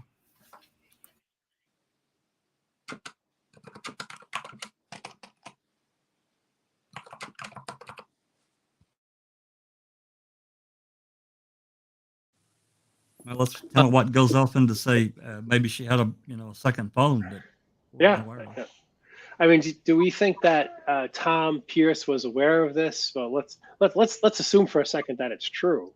Is he aware of this because Teresa told him that, or because that you think he observed the phone rang and heard, how would he know it was, sort of an offensive or, that type of phone call, let's say, without her confirming it? And that she got multiple. Yeah, go ahead. Can I just read this little passage? It's actually from the Tom Pierce interview. I quote, he said, Teresa said some males become verbally or physically flirtatious, offering her drinks, etc. Pierce said that he had warned her to be careful, being alone and oftentimes in rural areas. Pierce did say Teresa had mentioned she had been receiving multiple calls from an unfamiliar number to her cell phone recently. The caller would never leave a message. Interesting. I can't find that. I've looked through those calls and I can't find the one that he's. Yeah, but how about if Tom Pierce is making all this up? Well, that's what that's the most believable reconciliation of all the facts. Yeah, Troubling. And why? Well, I don't know about the rest of it, but I found his phone calls to Calumet there at midnight. It was just odd to me. It was just weird. And the intern call, did you recall the intern call too, Jack, right? That said, this Pierce guy, he was a little explosive. Yes, I do recall it. Yeah. All right. Next item. Now, the interview with Ma Avery. Kaboon said he thought we had it. I'd love to hear it. Do we have it? Maybe I'm mistaken. Maybe we're mistaken. I thought we didn't have it. Well, unless there's a second interview, I did get an open records request with Ma Avery. I've never heard it. I know we have a written statement, which is basically all I know is what I've seen on TV. Yeah, she's in the back of the car on her way back from Aurora Medical Center. She wouldn't really talk to him.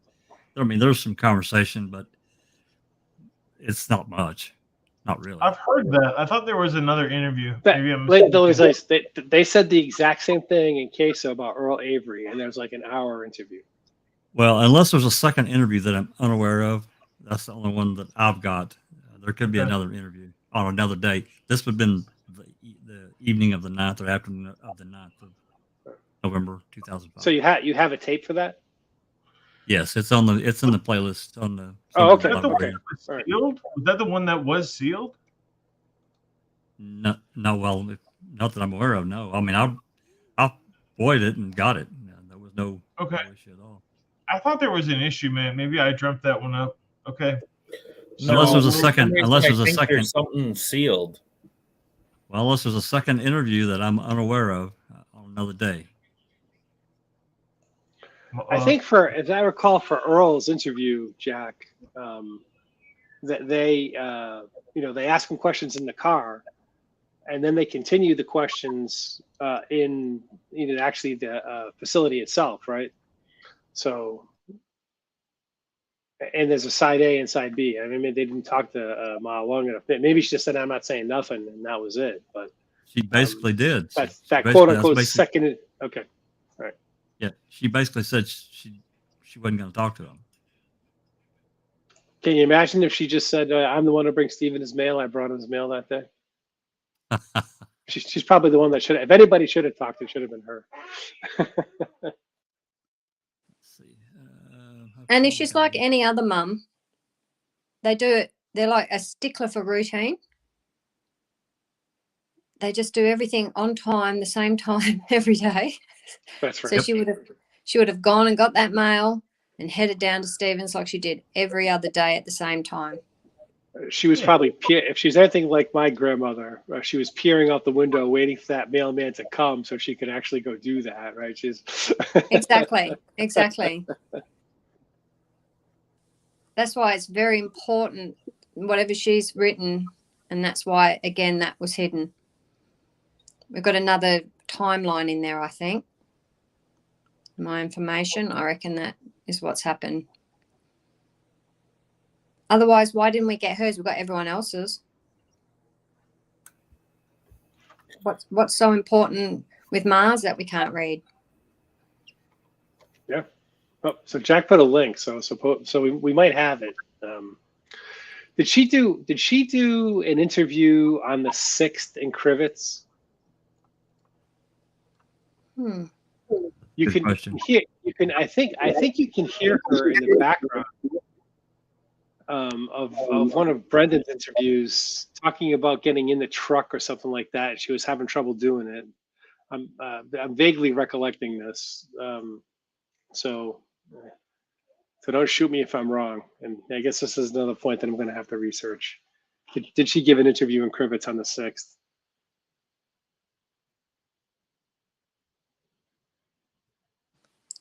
I've got the Motorola V3 cell phone change and access ringtones tutorial. Which one now? The Motorola Razr V3 cell phone change and access ringtones tutorial. All right, you're gonna have to put that in the chat for me.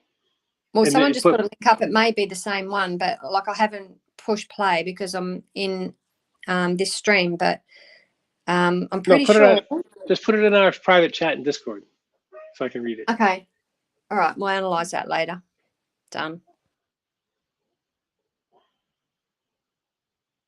All right. So there's only a couple things left because we already kind of hit the emergency kit from Tom Pierce, and we talked about Tom Pierce splice and dice phone call.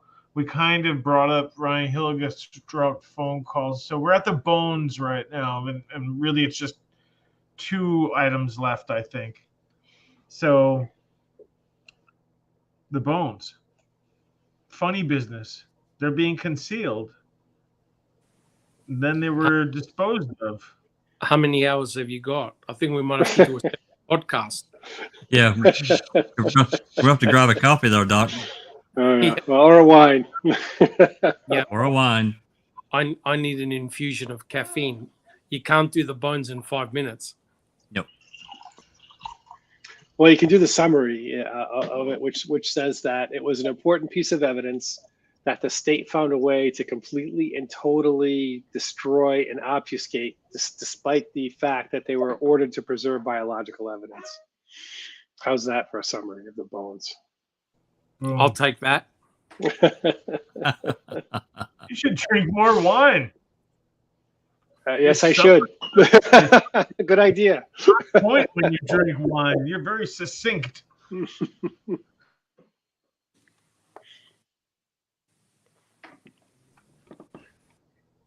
Yeah, it's criminal. To me, it's just criminal that they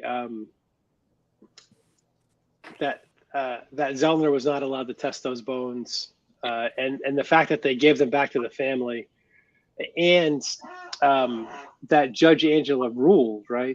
Am I right about that? That she ruled at a time that prevented the testing, and when all of a sudden when the bones came up, she's like, "Oh shit, I better rule."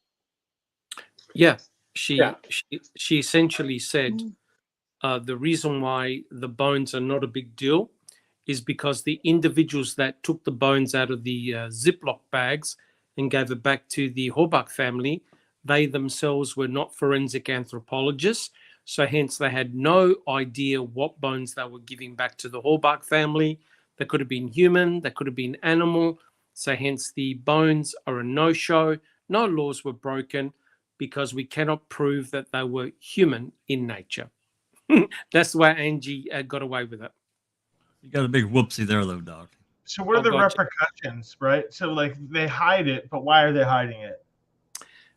They're hiding it because they didn't want Kathleen Zellner to forensically test any of the cremains, especially the pelvic bone fragment that was found in the Manitowoc County gravel pit. That pelvic bone fragment was cut, burnt to the same degree that the cremains were found in the burn pit. And so hence you needed to test those cremains to prove that they were in actual fact Teresa Horbach's. If that was the case, then the state would have to explain what on earth is part of Teresa Horbach's pelvis doing in the burn pit and about, 3/4 of a mile away in the Manitowoc County gravel pit. It's completely insane. So that means Kratz has to spend more than 20 seconds on them? Yeah. And in his book, in his book, it's a classic. He goes, well, if those bones were found to be Teresa Horbach's, so what?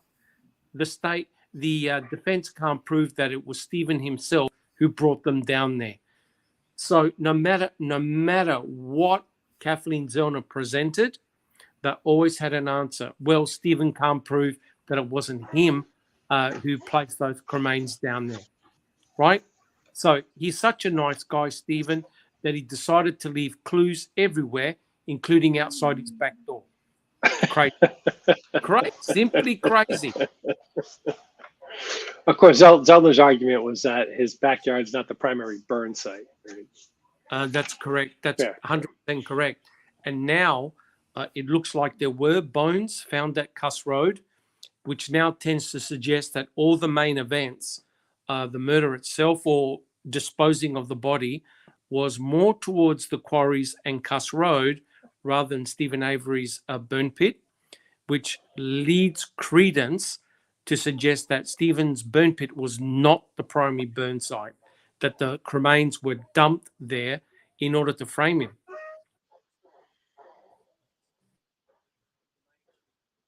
Yeah, I think you got it. That.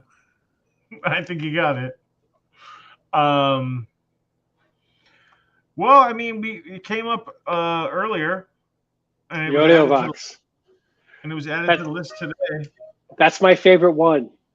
So the AudioVox cell phone is a cell phone that is found by a guy named John Campion and one of our favorite people, Pam of God, who is doing alternate searches. And the interesting thing about this cell phone, it was found down near the turnaround on 147, where at least a few people, reported seeing the RAV. And I think it's evidence item 8432, and I'm digging that out from way back. So there's a video on the Foul Play site if you want to hear all about it. But the thing is, with its proximity to the RAV, it's at least suspicious, right? So who's assigned to go collect it? None other than our favorite Andrew Coburn. Takes some pictures of it. And as far as I know now, it's lost to all humanity. Wouldn't we like to know about what information that we could get off of it? No, not lost. Surely not. It's in the same file as the Ark of the Covenant, the zipper voicemail. Oh no, there's a box of goodies hidden away. Yeah, wasn't there some story, Jack, about the Manitowoc cops going out and burning evidence as they clean out their evidence vaults, they go back out and burn it. I remember that from about 3 years ago. That's kind of hazy. Yep. I remember that. This phone is of potentially evidentiary value. It comes up in the trial.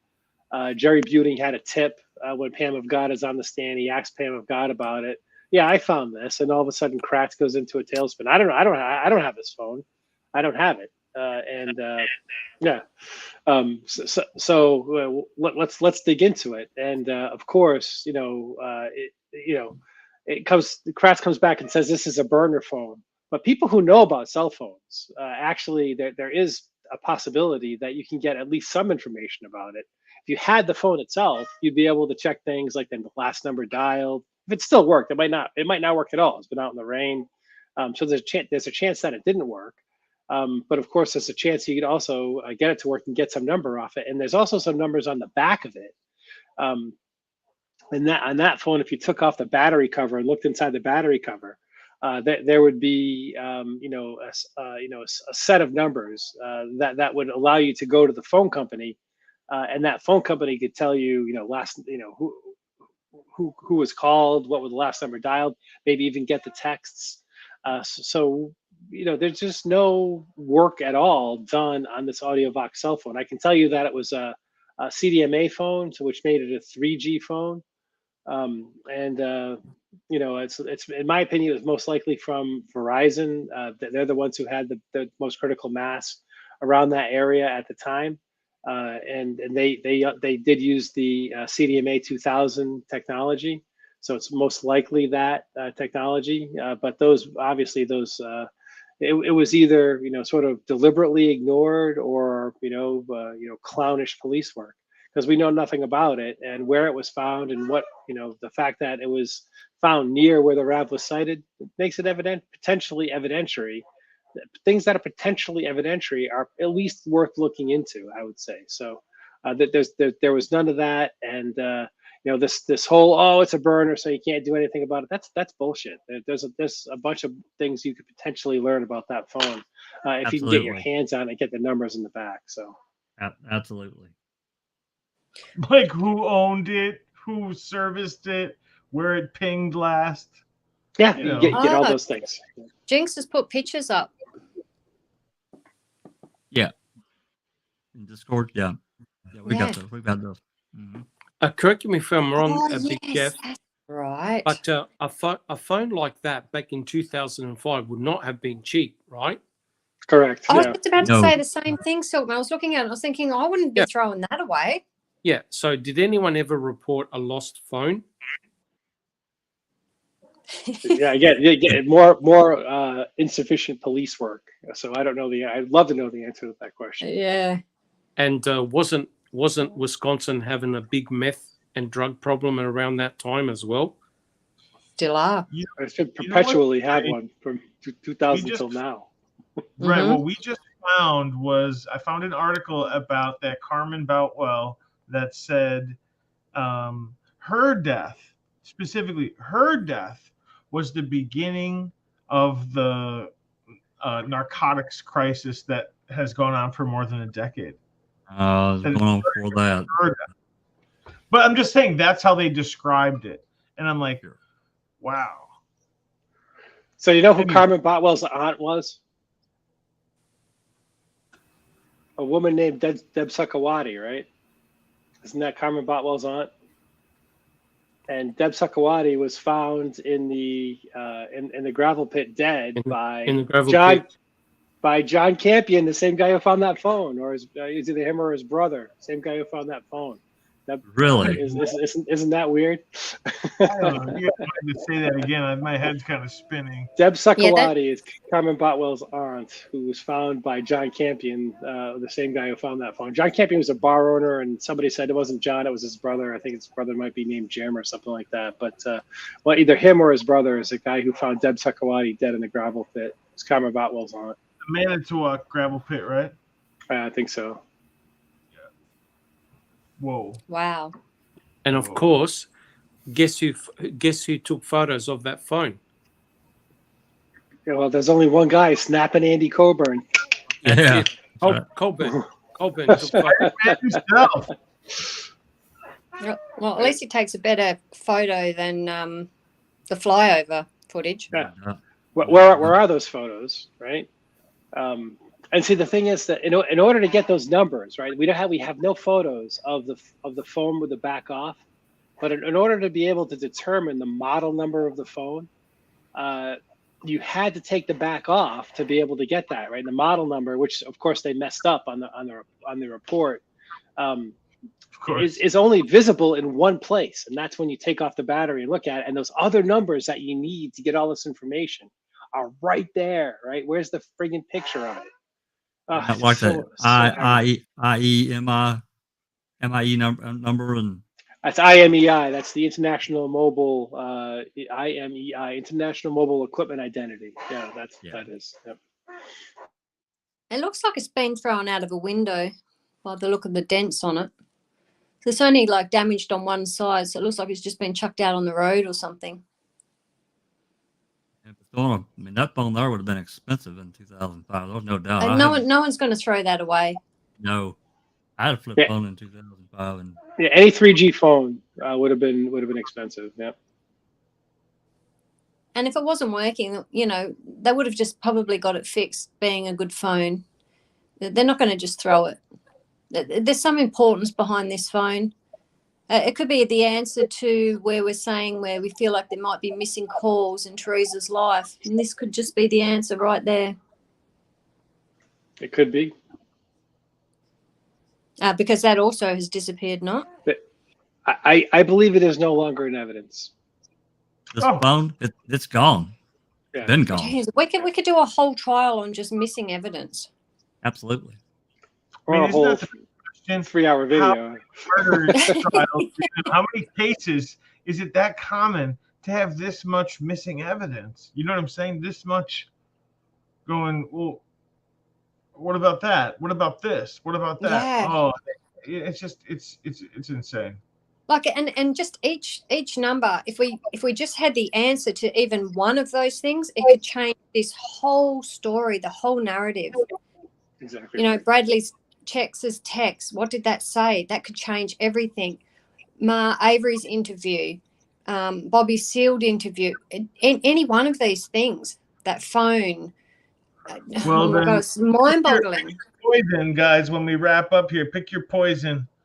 Which one? Okay. You can only have one. You can only have one. You can only open this one key that I give you. You can have any one of these things we went through. Which one do you take? We're all like kids. We can only have one. You can only have one. But you all get a vote. So.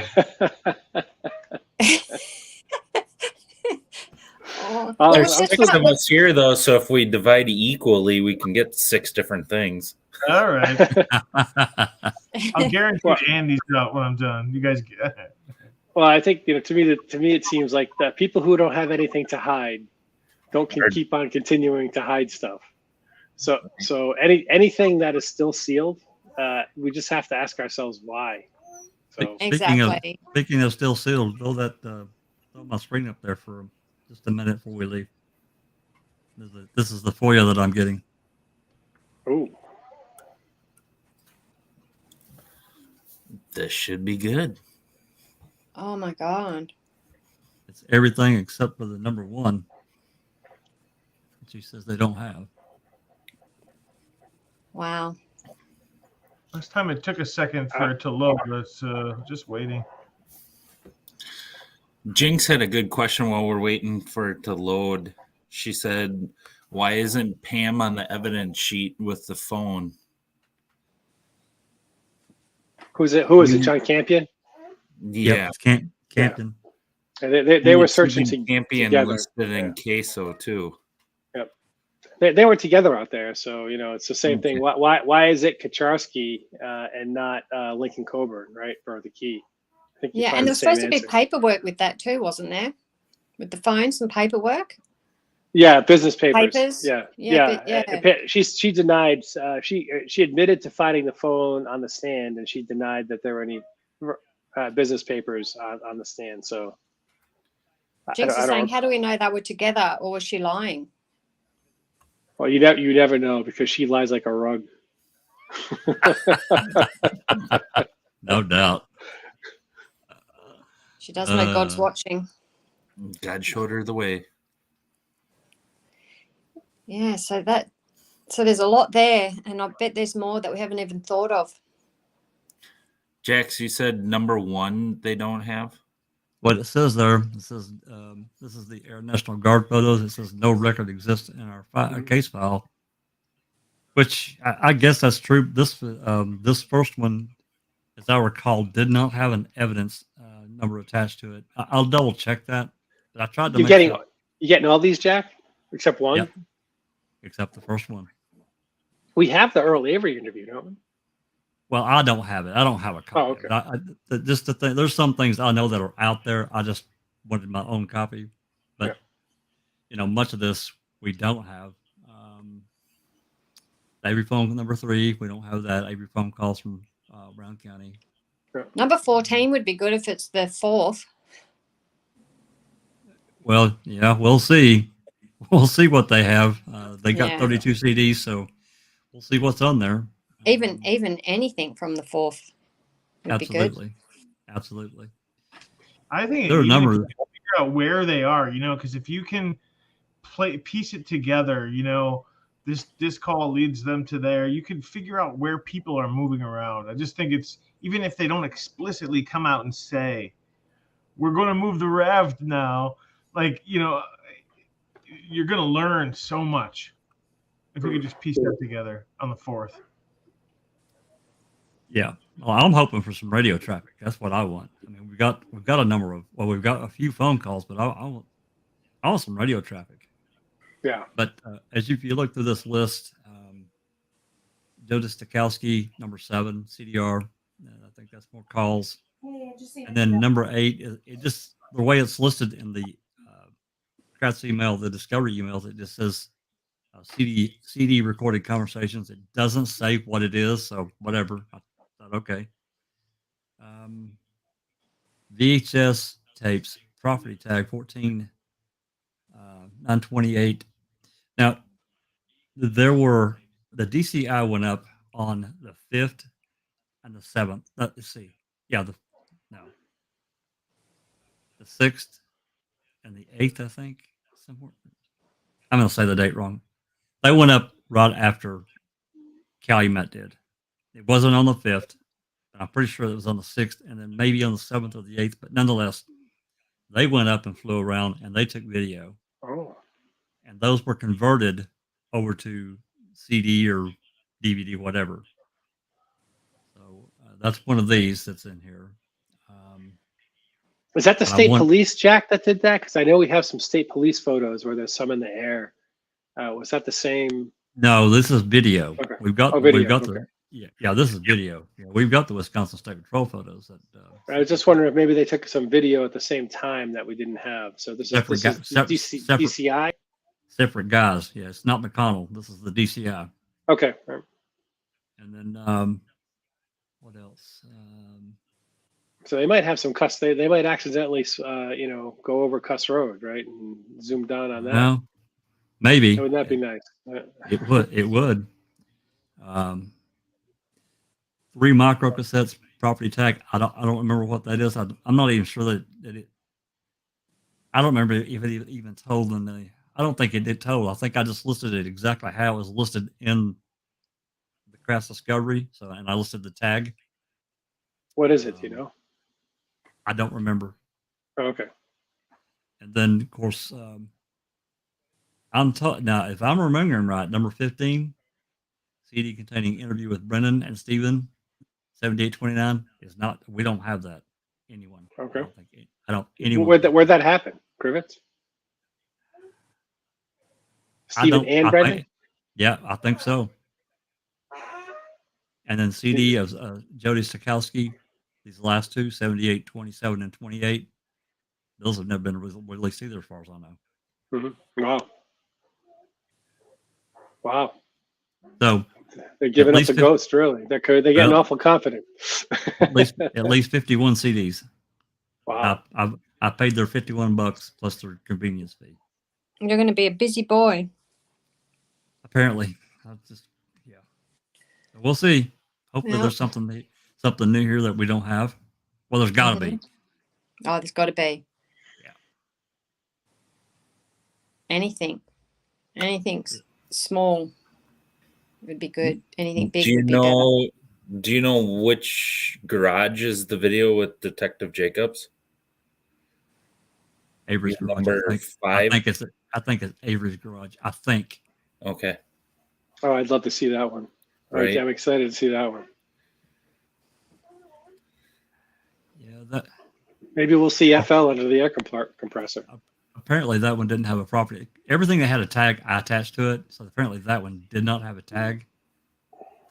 So I'm pretty sure it's at Avery's. Maybe Zipper's voicemail's at the end of it. One can only hope. So hopefully it won't take them too long to get this stuff converted over and whatever. I just got to wait for them to send me I'm just going to cost to ship to me. It shouldn't be that much. I don't live far from Newport, or Calumet. It's like for the longest time, it just seemed like that they wanted to hang around the zipperers and they were just honed in on the zipperers. It was all about the zipperers, and then bang, in like a split second, it changed. It was all about auto salvage. Yeah. And Stephen. It's because the RAV was found. They called 2 hours before the RAV was found. They're convinced zippers was their last stop. Yeah, exactly. They never say why that is either, right? Are they Nope. just believing Steven, which is very doubtful. But that's what they say, and the boss has a change of plans call, right? That's the exact call you're talking about, right, Justin? Yep. Yes, and the only thing they really had at that stage was Ryan, and they had printed out her phone records, and Kelly Pitts and Scott and Ryan are making the calls to everyone. She states it's the last or second last call on Teresa's records where the man spoke in a gruff voice and said he'd never heard of a Teresa and he wasn't having any cars in, photos taken of cars, which is clearly not Stephen. Sounds to me, if anything, it possibly could have been George. And George didn't know. Leaving to be the zippers again last. George didn't know it was his grandson that was actually selling the car, right? Yeah. Well, he said his son, I think, to begin with, but he meant grandson. He talks in riddles. He really wasn't drinks making more much. than Big Jeff. How can that be possible? There's only one person on the panel who drinks more wine than Kneecap. Who's that? No, I'm not laughing. Yeah. Hey, in order to drink all day, you got to start in the morning. Did she say challenge accepted? Yes, I did. Okay. Well, it's nearly lunchtime here, so I'm going to have some lunch and then say, well, it's, I just told you, in order to drink all day, you got to start in the morning, so get busy. Yeah. No. Right after lunch. Somehow pouring a wine as soon as I open my eyes just doesn't fit right. Maybe 20 years ago. Not now. It's after midnight here. It's 12:08 my time. Well, lately I'm still awake when it comes to morning. So I'm not really that far off the mark. Gonna have some late ones.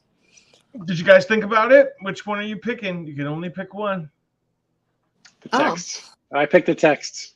Me too. Yeah, I picked the text too. So we're not going to try to get 6 of them, you guys? We're all going for the same one. No, you can only pick one. It's an individual game. For me, it's the flyover. Is that right? Yep. It's a good one. What's this? I guess I missed this number 7. Estimated 20,000. Okay, then you go, Siltman. You tell us why you want to discuss the flyover. I would like to see the unedited version of the flyover, because now we've got really good technology whereby we can zoom in and clean images.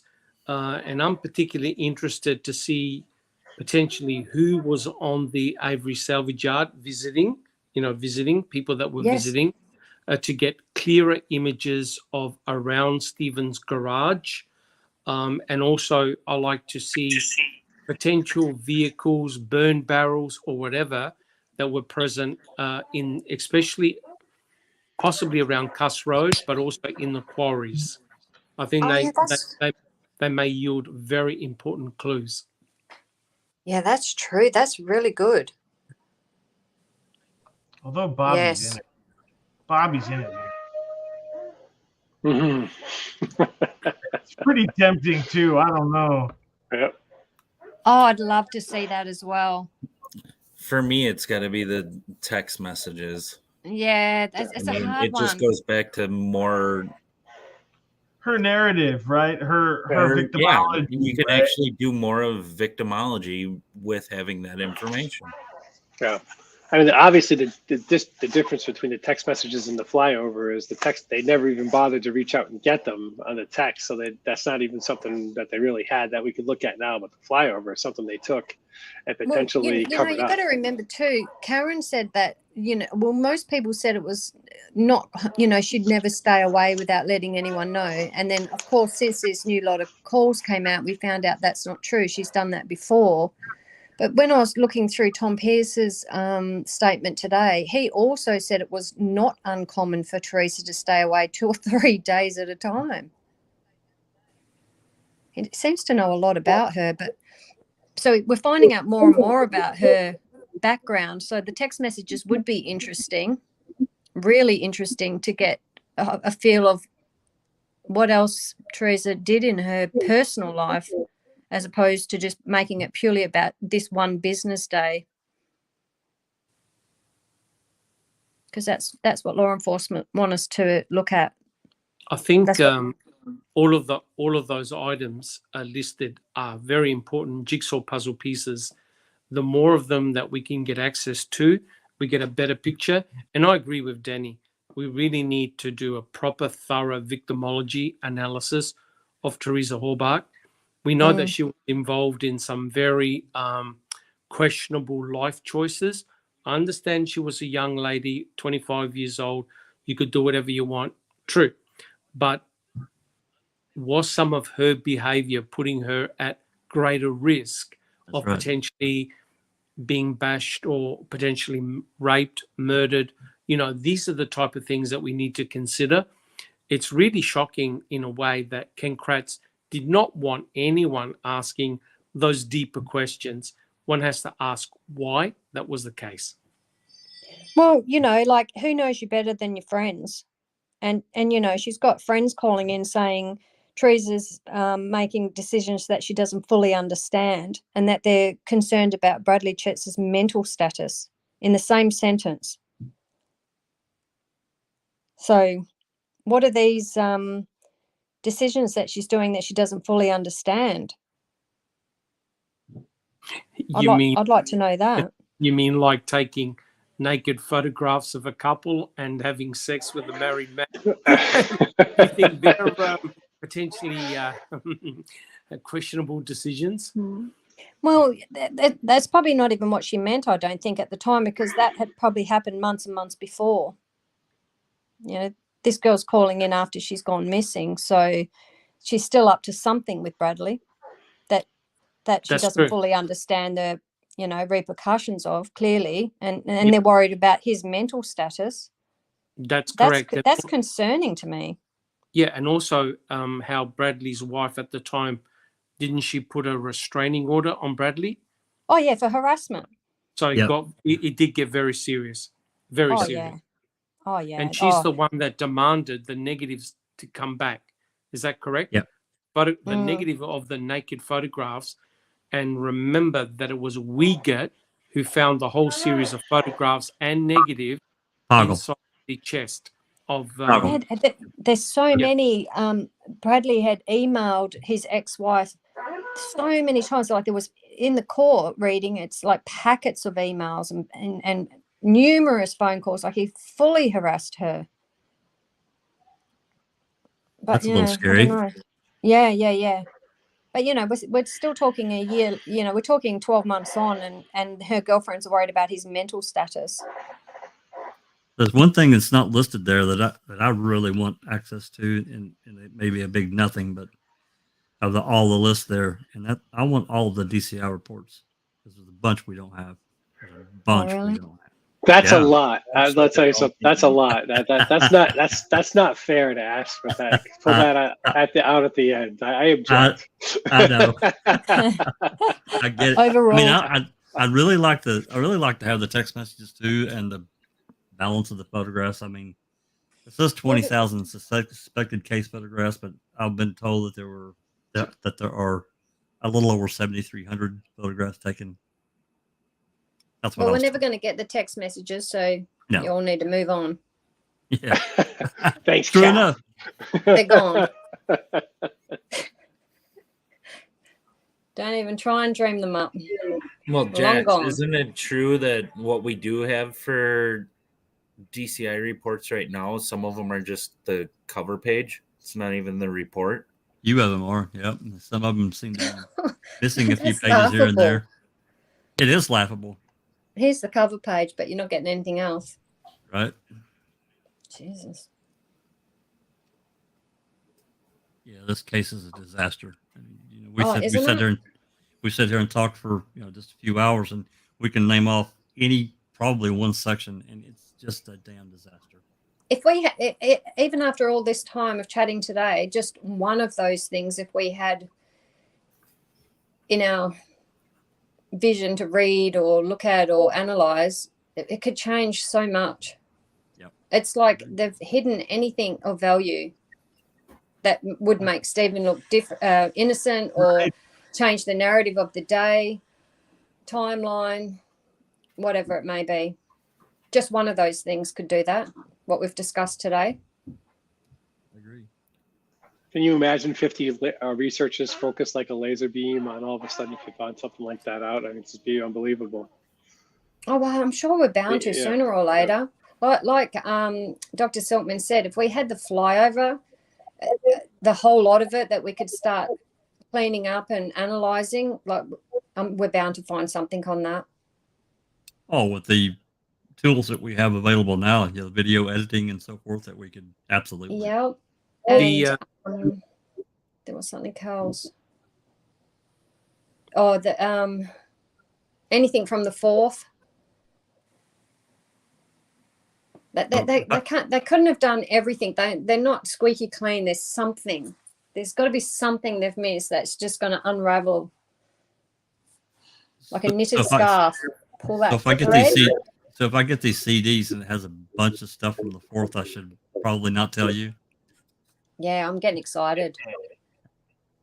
I'm doubtful there's anything on there, but hell, you never know, The thing about that flyover is that it represents a unique opportunity because it will represent in situ imagery, right? Because remember, no one's entered into the Avery salvage yard on an official police capacity, i.e. crime scene tape, etc., etc.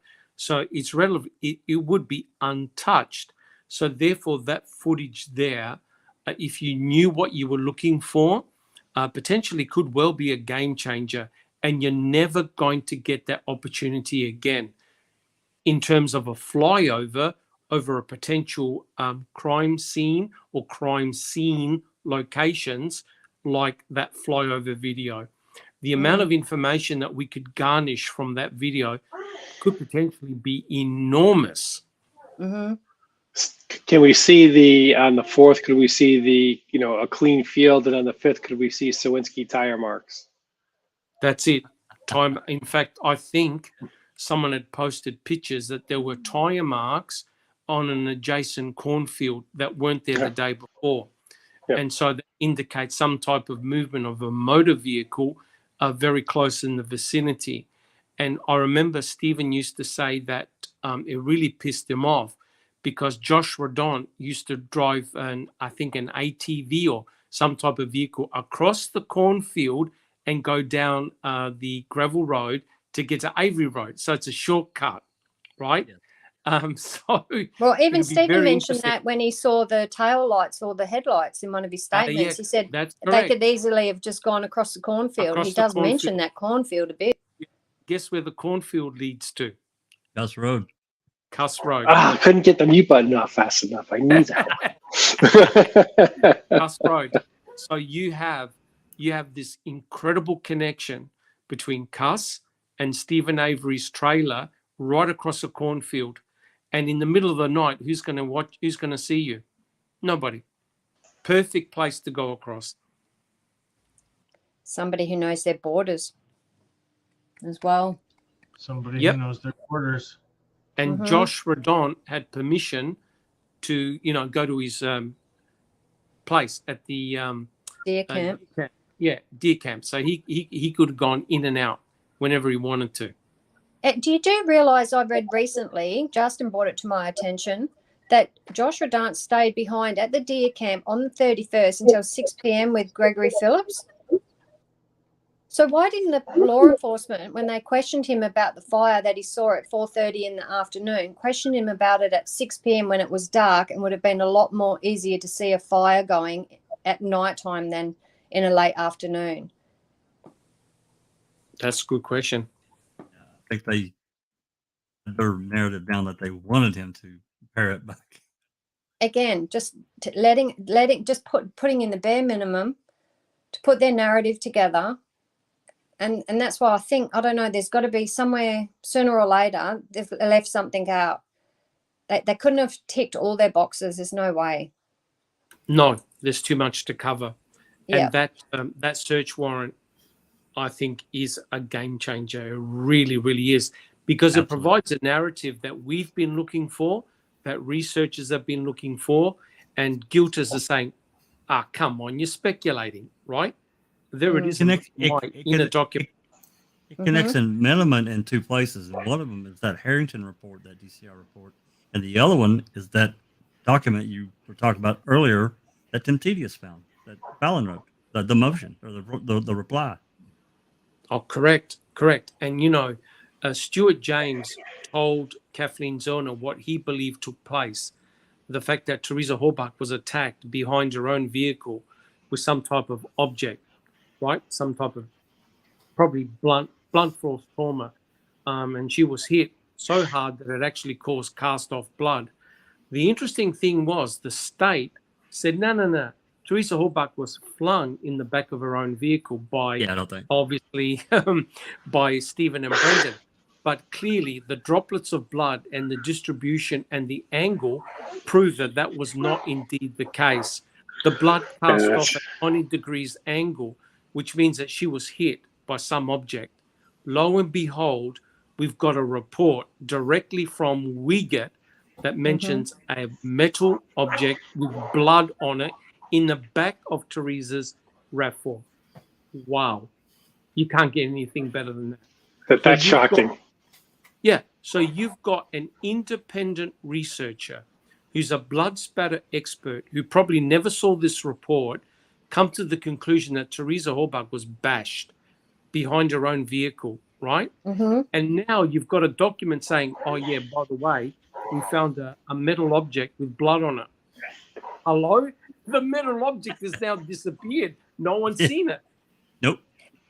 I know, and also too, like a girl of her size, she wasn't very big. She was quite petite. So if you're coming at her with a metal object to the head, you're not mucking around. You're not just trying to get her under control. You're planning to do some serious business if you're smacking a small, petite woman in the head with a metal object. It potentially could have killed her then and there. Exactly. Right. Exactly. So someone meant business from the get-go. Correct. I just wanted to go back to what Kath was talking about with Redant and was it Phillips, Kath? Yeah, Gregory Phillips.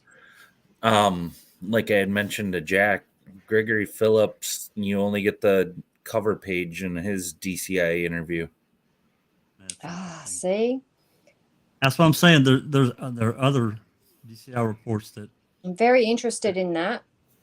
Because he liked to walk around and hunt on Redant's property for geese and set traps, him and Marshall. So I'm interested to know what he's got to say because, like, in Redant's handwritten statement, he doesn't mention anything about hanging around until 6 o'clock with Phillips. He just states that he went there at 4:30 to watch some other guy take another guy's shift, which was Travis Griol at the time, and he only worked from 4:30 till 7. So was the guy's shift he took just running late for a couple of hours? Because that's not really a shift, is it, from 4:30 to 7? And that's a strange shift, yeah. Yeah, and then he said that he sees the fire, but it was contained to a barrel. But then no mention of hanging around until 6 until it's dark.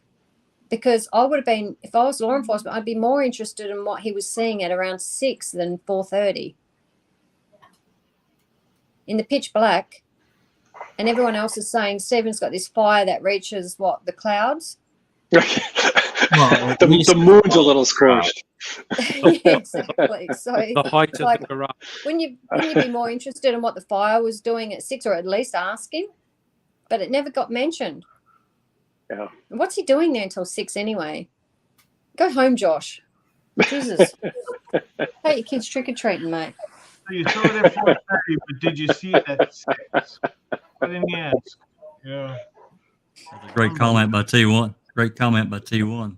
Yeah, yeah, if I could address that comment just for 1 second, I 100% agree with T1's comment, and in my mind, it is here's the hit. We should see, and the problem is that the evidence that we do see is essentially uncorroborated, right?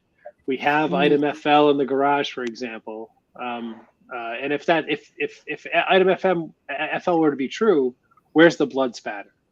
If Teresa were really burned in Stephen Avery's burn pit behind his, why isn't a single person, including a bloodhound Robert Fabian, who smelled the burning plastic of whatever he said Stephen put in his burn barrel, why isn't he smelling a body burning at that time that he was going by?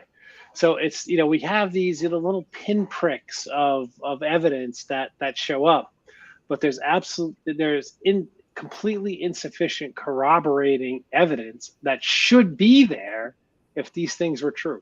And that's what we don't see. It's so to me, what we don't see, and I think we've said this already, what we don't see is actually more important than the evidence that we, quote unquote, the state has fabricated or put there, right? We got the key, but what we don't see is any Teresa's DNA on it, right? Every single thing that you can point to is, it's missing an important piece of corroborating evidence that ought to be there. Mhm. I think that's basically different words for what T1 already said.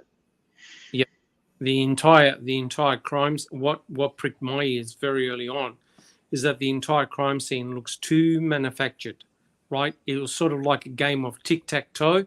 Sharika Hain was finding all this evidence so easy. Yep, Stephen Avery's blood. Yep, Stephen Avery's DNA on the key. Yep, this, and then finally the hood latch swab. Yep, Stephen's.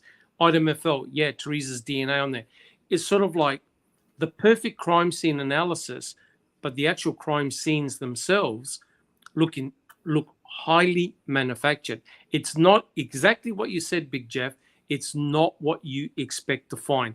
Now, has anyone ever heard of a skeleton deciding to move to multiple locations after being cremated? Not unless it's a ghost. No. Well, it was No. Halloween. It was Halloween. It was Halloween. And you got to remember as well, it's supposed to be happening at like 2:33 in the afternoon that Stephen's doing all this, and the salvage yard doesn't shut till 5, so it's business as usual. Barb's coming and going, Blaine's getting picked up, dropped off, Bobby's coming and going, Earl's there, Fabian's there. There's like people coming and going. It's a busy place, and Stephen's standing out in front of his pit, burning away this body. Which is an open invitation, right? That on Halloween, that's an open invitation for people to come over, right? In front of your exactly. Yeah. I think Jeff would bring his own wine. No, Exactly. I would drink Stephen's first, and then Cass, and then my own. Yeah, exactly. I'd bring a couple. Cass has it of delivered to her. her house. I have to go out and buy it at the liquor store. Oh, The bottle service in Australia. This Can is you believe how this? Joey got drunk and driving. I know, but that's all that's supposed to be going on. But the only one that ever smells anything is the one that Redant goes Travis to make Kroll. sure that it does the other guy's shift. And also he gets the wind direction wrong in his statement, by the way, because me and Jeff Jones looked that up. It's blowing in the completely different direction than what he says. It's coming from the Avery salvage yard, the smell that he's never smelt before. But no, it's coming from the wind was coming from the other direction. Well, manufactured fire, and I'm not picking on anyone, Exactly. but the fire goes from there's no fire until suddenly middle of November, we begin hearing rumblings of a fire. He would lie for Josh, though. He would lie for Josh. He grew up with Josh's family. The Redants supported his speedway car, sponsored it, I should say. He was really good friends with Josh. He would lie for him anyway, so it doesn't really matter what he said. Not saying he did, but he would anyway. Well, on the Christmas phone call, Jack, Stephen talks to Scott Tadich, and they essentially agree that by the time Scott dropped Barb off, after visiting the Green Bay, or maybe it was after a prison break, that fire had reduced to the size of a coffee table. that's not enough to burn a body. It's not enough time and not enough heat to decompose a human body into that charred box of bones that we're looking at behind our mugs. Actually, It's wasn't just not it believable, period. Scott was the one who said it was the highest out of anyone's statement. At the trial, but I'm talking about he the Christmas jail call. That's what I'm Oh. talking about. Yeah. And so his testimony is contradictory. Well, Mhm. his first statement on November 10th to the DCI, not to Manitowoc or Calumet, to the DCI, no mention of a fire at all.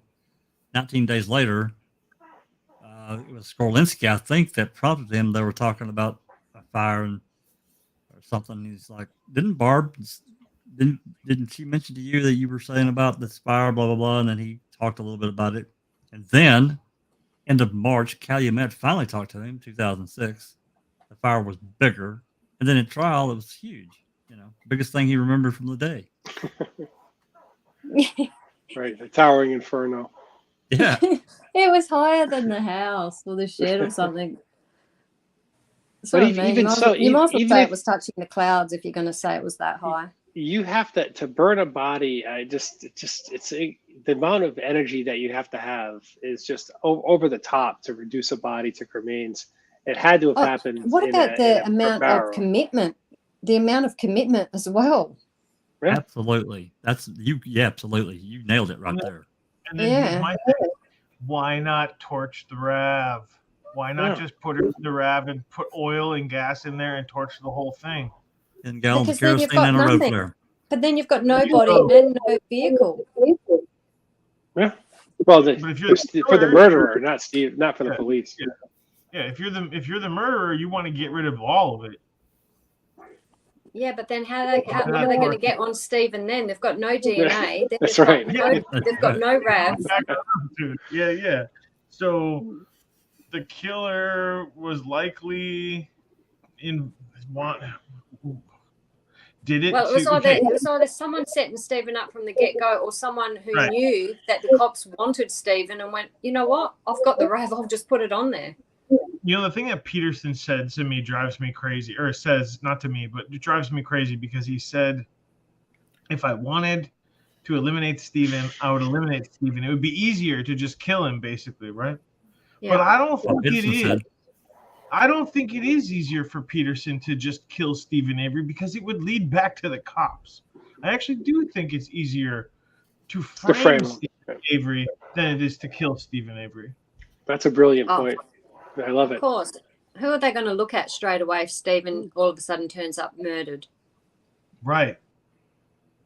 Yeah, with that gigantic lawsuit on their back. Oh, yeah. And it won't stop the lawsuit either. That's right. No, it went to a wrongful death suit. That's right. Killing him will not prevent the lawsuit. The whole idea, if you believe in a planting scenario, was to halt the civil suit at all costs. Killing him glad was you out of said the that. equation. I'm glad you said that, Silkman, because I was talking to hubby the other night and he was saying no way that the cops would kill an innocent woman. It would have been easier to kill Stephen. But now, and I said to him, no, they had 36 million reasons to set him up. But now you've just made so much sense. So I'm going to run out and tell him that soon. Yep, correct. Because it by wouldn't murder- have stopped the deposition. No, it wouldn't have stopped the deposition. And in actual fact, considering what the state did to him in 1985, no one would have believed that Stephen Avery's death was, in quote marks, accidental, right? It's way too many questions. Yeah. Or self-inflicted. That's correct. So everyone would have been thinking, oh my God, they've done it again. So therefore, the best way to get rid of the civil lawsuit is to set him up for murder and make sure that he cannot wiggle his way out of it. That's the way you do it. Yeah, But- and then the bottom line comes down to how much involvement did they have? Were they involved from the get-go, or did they pick up where a killer left off and it all fell into their lap just conveniently and pure luck with the True. depositions at hand? True.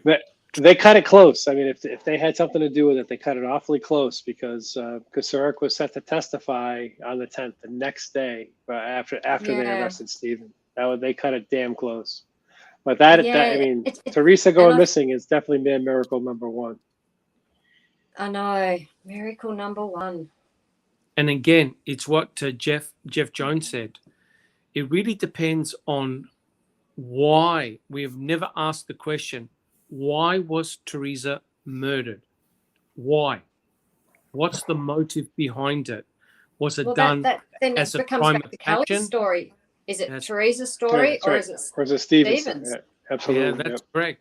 100% correct. Was it related or not related at all? Was it a crime of passion? We do not know. I just had this feeling.